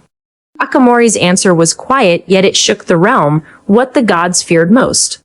Above them, the heavens split open. From the fractures poured forms made of light, the true gods, no longer hidden behind veils of faith. Each one radiated a different flame. Creation, death, memory, war, silence. They descended without words, their faces solemn, their presence unbearable. Kitsune turned her gaze away, trembling. "They've come to erase us both." "No," Akamori murmured. "They've come to witness." The gods encircled them, their voices merging into one soundless pulse, a vibration that bent thought and light alike. Akamori raised his hand, and the fire that answered wasn't destruction. It was memory itself, burning not to consume, but to remember every betrayal, every love, every time creation was rewritten to hide its shame. "You chained me," he said, voice steady. "You burned my name from your scrolls. You let the world forget that gods once dreamed of fire and were afraid of what they created." He stepped forward. Every god took a step back. Kitsune's hand brushed his arm, not to stop him, but to remind him, "Don't let it take you again." He looked at her, and for the first time in centuries, the fire in him softened. "I'm not their weapon anymore," he said. "I'm the dream they tried to bury." The sky shifted. The gods' light dimmed. Then a voice, calm and deep, broke through the storm. You cannot unmake what was destined, said the oldest among them, a being whose eyes reflected galaxies. You were born of our fear. You are fire given thought, but even thought must obey order. Akamori smiled faintly. Order ends where memory begins. He closed his eyes and remembered everything. The first spark that created the world, the first fox that carried divine flame, the first betrayal that split heaven and earth, and within all of it, Kitsune's hand reaching through the dark. A tear of light ran down his face, glowing like molten dawn. You wanted control, he whispered. But the fire that dreams freely. The world convulsed. The gods' forms cracked like glass under heat too pure to exist. The air roared, not with flame, but with truth. When the light faded, Akamori stood alone beneath a sky reborn, the constellations rearranging themselves around his presence. Kitsune, her strength nearly gone, rose unsteadily beside him. He turned to her, voice low and reverent. The gods dreamed of fire, but never thought it would love them back. She smiled weakly, then waked them gently. He looked to the heavens, flames coiling behind his eyes. No, let them burn awake. And as dawn broke, a single ember fell from the sky, drifting across realms, landing far away in a quiet valley where Riku stood watching the sunrise. The wind brushed his cheek. The mark on his wrist blazed bright. He smiled faintly. So the gods really did dream, and he finally woke them. The horizon burned gold. And the new age began, not of gods, not of mortals, but of the fire that dreamed. The dawn was wrong, too bright, too still, the kind of silence that comes not from peace, but from something listening. Riku stood on the cliffs of Morwen's edge, his blade drawn, his breath steady. The wind coiled around him, sharp as thought, restless as memory. Beneath his feet, the ocean glowed faintly red, reflecting not sunlight, but firelight from somewhere beyond the horizon. He could feel it, Akamori's return. The ember mark on his wrist pulsed like a heartbeat. Once it had been a curse. Now it was a compass, pointing toward a god reborn. He whispered to the wind, "He's awake." The air answered in kind, rising like a spirit around him, pulling strands of his hair into the gale. The voice that followed wasn't a whisper. It was something deeper, old as the first storm. Then, so must you. Riku closed his eyes. I'm not ready. Neither was he. He looked toward the east, toward the ruins of the Shrine of Binding, now burning like a wound across the world. He's stronger than ever. Then stop chasing strength, the wind murmured. Become it. The ground trembled. The sea split for a moment, and in the void between waves, Riku saw it, a vision of Akamori standing beneath a fractured sky, flames bending around him like living armor. Kitsune beside him, her expression unreadable, half sorrow, half faith. The gods in retreat. Riku gritted his teeth. If he burns the world again, I'll stop him, even if it means dying. The wind interrupted, almost amused. You can't kill fire by throwing yourself into it. He lifted his sword. Then I'll learn to be the storm that snuffs it out. Wind swirled, playful now, but ancient, proud. Then learn, windborn. And with that, the air exploded. The gale lifted him, spun him, threw him into the sky. He shouted not in fear, but in raw defiance. Lightning cracked along his body, his sword vibrating with resonance as the mark on his wrist burned like a second sun. Below, the valley split open, ancient sigils flaring to life as divine energy surged upward, forming a spiral that pierced the clouds. Riku hung there for a moment, a figure caught between heaven and earth, between storm and flame, and then everything went white. When he came to, he was standing in a void of shifting clouds, surrounded by echoes of every battle he'd ever fought. Each reflection moved on its own, his failures, his triumphs, his rage, his mercy. From the haze stepped a figure, tall, cloaked in wind and silver light. Who are you? Riku asked. The figure smiled faintly. The part of you that still remembers what the wind swore. Swore. To never bow to flame. The figure drew a blade made of pure current. Riku recognized it instantly, his own sword perfected, weightless, eternal. Then fight me, said the figure, until you remember who you are. Riku grinned. I thought you'd never ask. The storm roared, two winds colliding, forming a tempest so vast it could be seen from the heavens, and somewhere far above, Akamori paused, as if he too could feel the shifting of the air. The wind awakens, he murmured. Good. The mountain burned, the sky tore itself apart, and from within that chaos, two forces rose. Akamori's steps shattered the stone beneath him as he ascended the peak of Karyu's spine. Each breath exhaled smoke and light, the air bending around him in heat waves. His eyes glowed like molten suns, neither human nor divine, but something between. The gods had called him their weapon once. Now he was the rebellion that remembered its pain.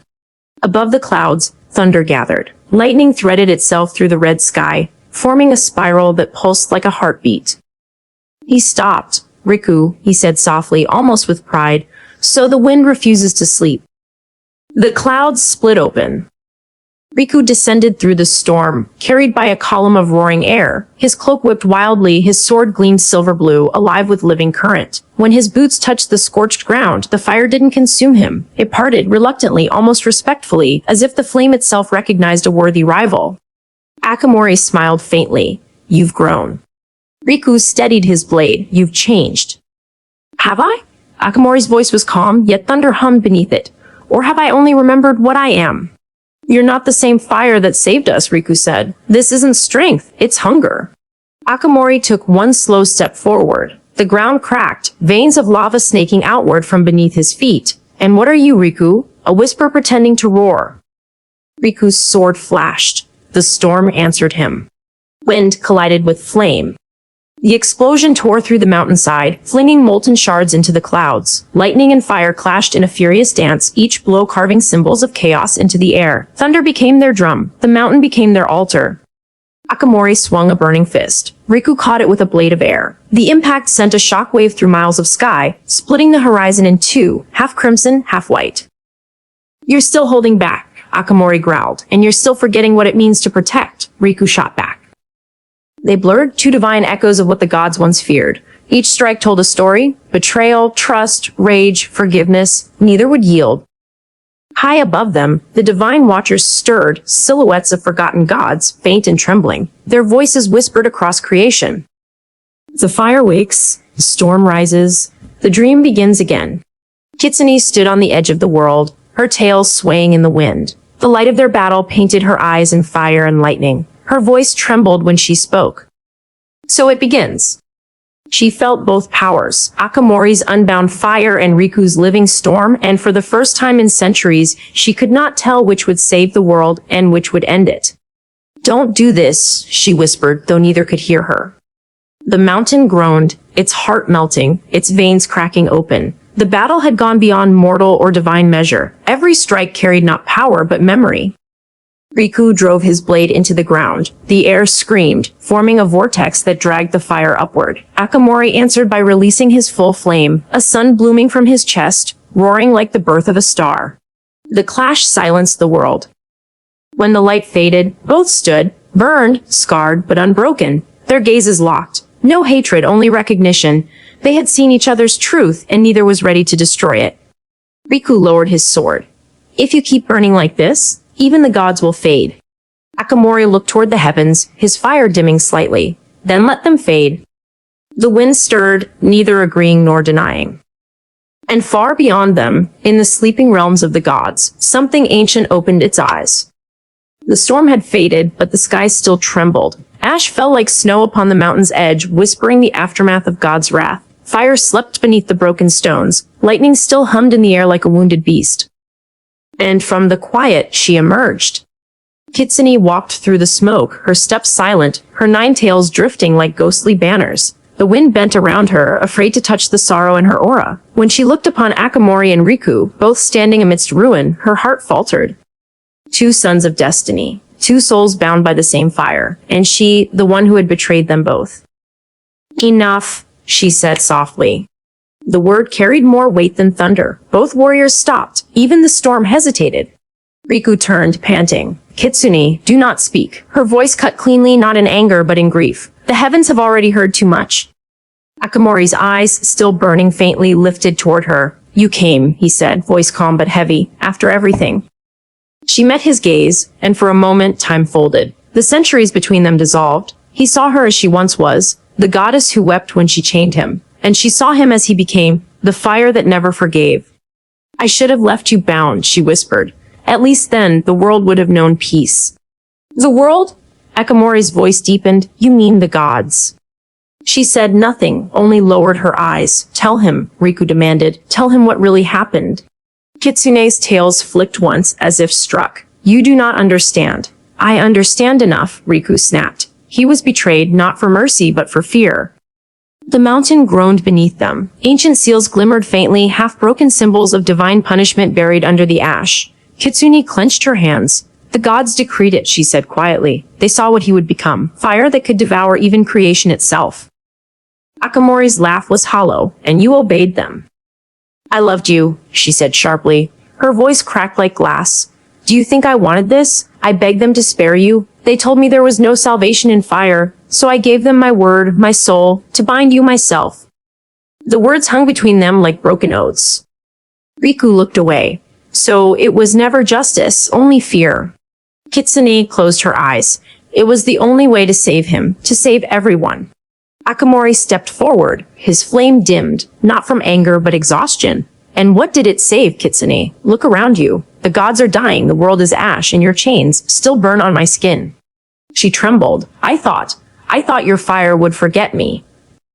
It never did, he whispered. It remembered everything. The silence that followed was unbearable. Even the storm dared not move. Then came a low rumble, a sound that wasn't thunder. The sky cracked open, spilling golden fire across the horizon. Voices echoed from above, deep, cold, and divine. The seal is broken. The betrayer has spoken. Judgment returns. Kitsune looked up in horror. No.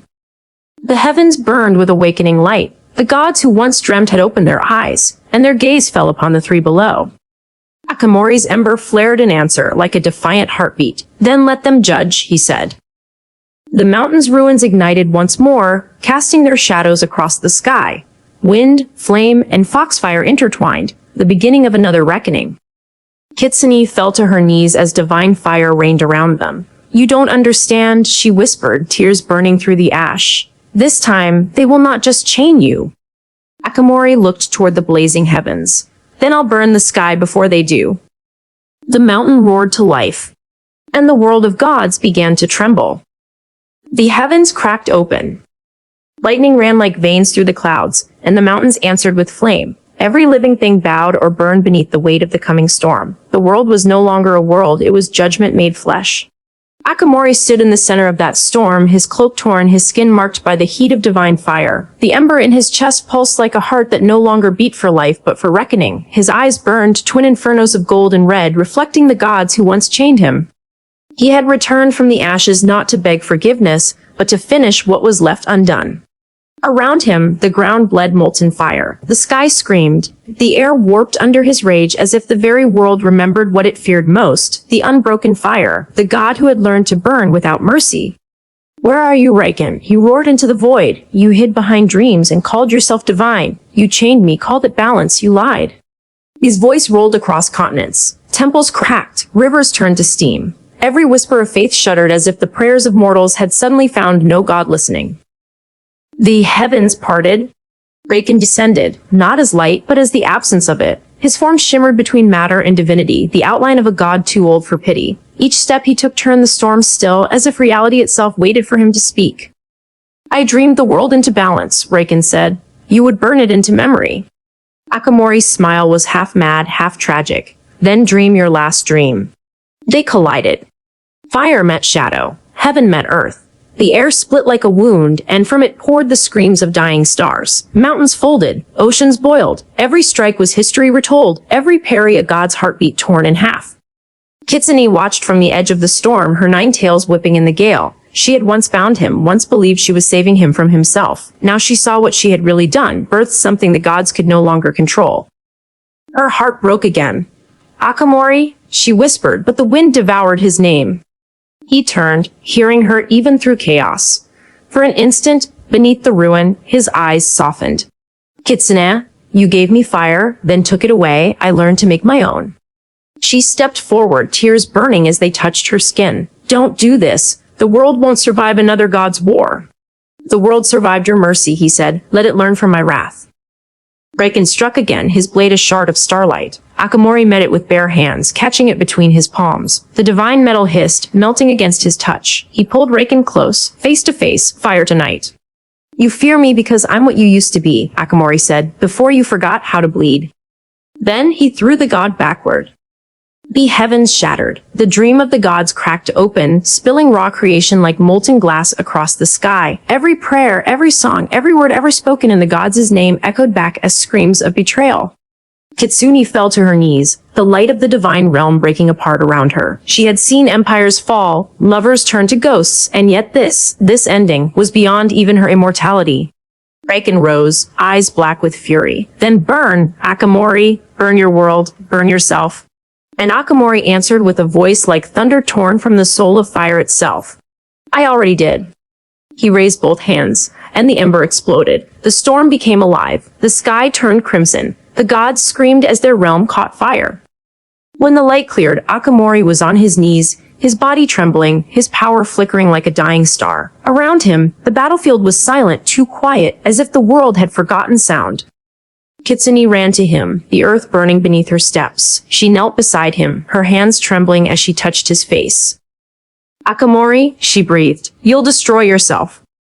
He smiled faintly, blood mixing with fire on his lips. Maybe that's the only way gods can die. Then the storm began again, but this time it was not from the sky. It came from within him. The ember burst open, a pulse that split the horizon. Raiken stood across the field, his cloak rising like a second storm. The two forces met again, not as men, but as ideas. Akamori became flame, Raiken became shadow, and the world between them became the final battlefield of creation. Kitsune screamed as the storm swallowed everything. The last thing she saw before the light consumed the world was Akamori's face, calm, fierce, unbroken, as if even death itself feared to touch him. And then, silence. The gods began to fall from their dreams. The storm began without warning. Not in the sky, in the ground. The world itself trembled, mountains cracking open like drums beaten by gods. Fire crawled up through the soil, white and gold, until the horizon looked like a burning crown. Akamori stood in the center of it, half man, half myth, the ember in his chest pulsing like a second sun. Every breath he drew twisted the air, every motion scorched the ground. He was dying, and yet he looked eternal. Kitsune knelt beside a broken pillar, too weak to move. Her sigils bled light. The gods had vanished into the wound they'd made in the sky, leaving only thunder in their place. And out of that thunder walked Riku. His armor was scorched, his face ash-streaked, but his eyes were clear. The boy who once chased shadows now carried one in his heart, shaped by every lesson the flame had forced him to learn. Akamori turned, his expression unreadable. So you came. Riku stopped a blade's length away. You said once that strength isn't what survives fire, he said. It's what stands inside it. For a heartbeat, Akamori smiled, proud, weary, then stand. He raised his hand, and the world ignited. Flames screamed up from the ruins. The sky folded into itself, molten and furious. Riku charged through the inferno, his sword blazing silver as if the gods themselves had lent him the last of their courage. They met in the heart of the fire, steel against flame, mortal will against god-born rage. Every blow was a memory, teacher against student, monster against man, creator against creation. Riku's heart pounded with every strike, hearing Akamori's voice in his mind, the lessons that forged him in the ruins of Morwen. Control your flame, or it will consume you. A god is not born, he's made from what he survives. And now, he was surviving the very god who made him. Each strike shook the plane. Each breath tore sound from the air. Kitsune could do nothing but watch, her tears turning to steam before they reached the ground. Akamori's power faltered. His flames began to gutter. The ember in his chest flickered, not weak, but tired. He roared and swung with the fury of a collapsing sun. Riku caught the blow, stumbled and drove forward, blade piercing through the blaze. The sword went in, through heat, through memory, through everything. Akamori froze. The ember flared, then steadied, burning around the blade like a halo. He looked down at Riku, not with hate, but with peace. You learned, he said quietly. Riku trembled. You taught me. Akamori placed his hand over Riku's on the hilt and pushed the blade deeper until it touched the ember. The light went white. For once, Akamori whispered, I choose the ending. The explosion swallowed sound. The fire rose higher than the god's own towers and then fell, collapsing into ash and wind. When the smoke cleared, only Riku remained standing, burned, shaking, his sword buried in black glass. Kitsune crawled toward him, her hands shaking. Is it done? She asked. Riku looked at the ashes swirling where Akamori had stood, No, he said, it's remembered. The wind shifted. Somewhere inside it, faint but sure, came a laugh, wild, defiant, free. Akamori's laugh. Then silence. The sky closed its wound. The gods did not return, and the fire that had once tried to consume the world became a whisper that would never quite go out. The world did not end that day. It changed, quietly, completely. The fire that once sought to cleanse everything now lingered only in stories and in the wind that brushed through broken temples. The gods withdrew into silence, their dreams cracked but not gone, and mortals, for the first time, walked without chains written by the heavens. Kitsune built no shrine for him. She knew better. Gods feed on remembrance, not monuments. Instead, she kept a single ember sealed within her palm, dim and living. When the wind howled too fiercely, she would whisper to it, and it would calm, as if the world still listened to the voice of the fire that once defied the sky. Riku became the keeper of the flame's lesson. He taught not worship, but will, the courage to choose even when the gods themselves forbid it. Those who followed him would one day forget the names but remember the act, that a man made from fire burned not for conquest but for truth. And sometimes, on the far edges of dawn, when light met shadow and the wind carried a sound that could almost be laughter, Kitsune would close her eyes and smile. Because some flames do not die, they simply learn how to live in silence. Thus ended the tale of Akamori, not as a god, not as a monster, but as a fire that remembered love.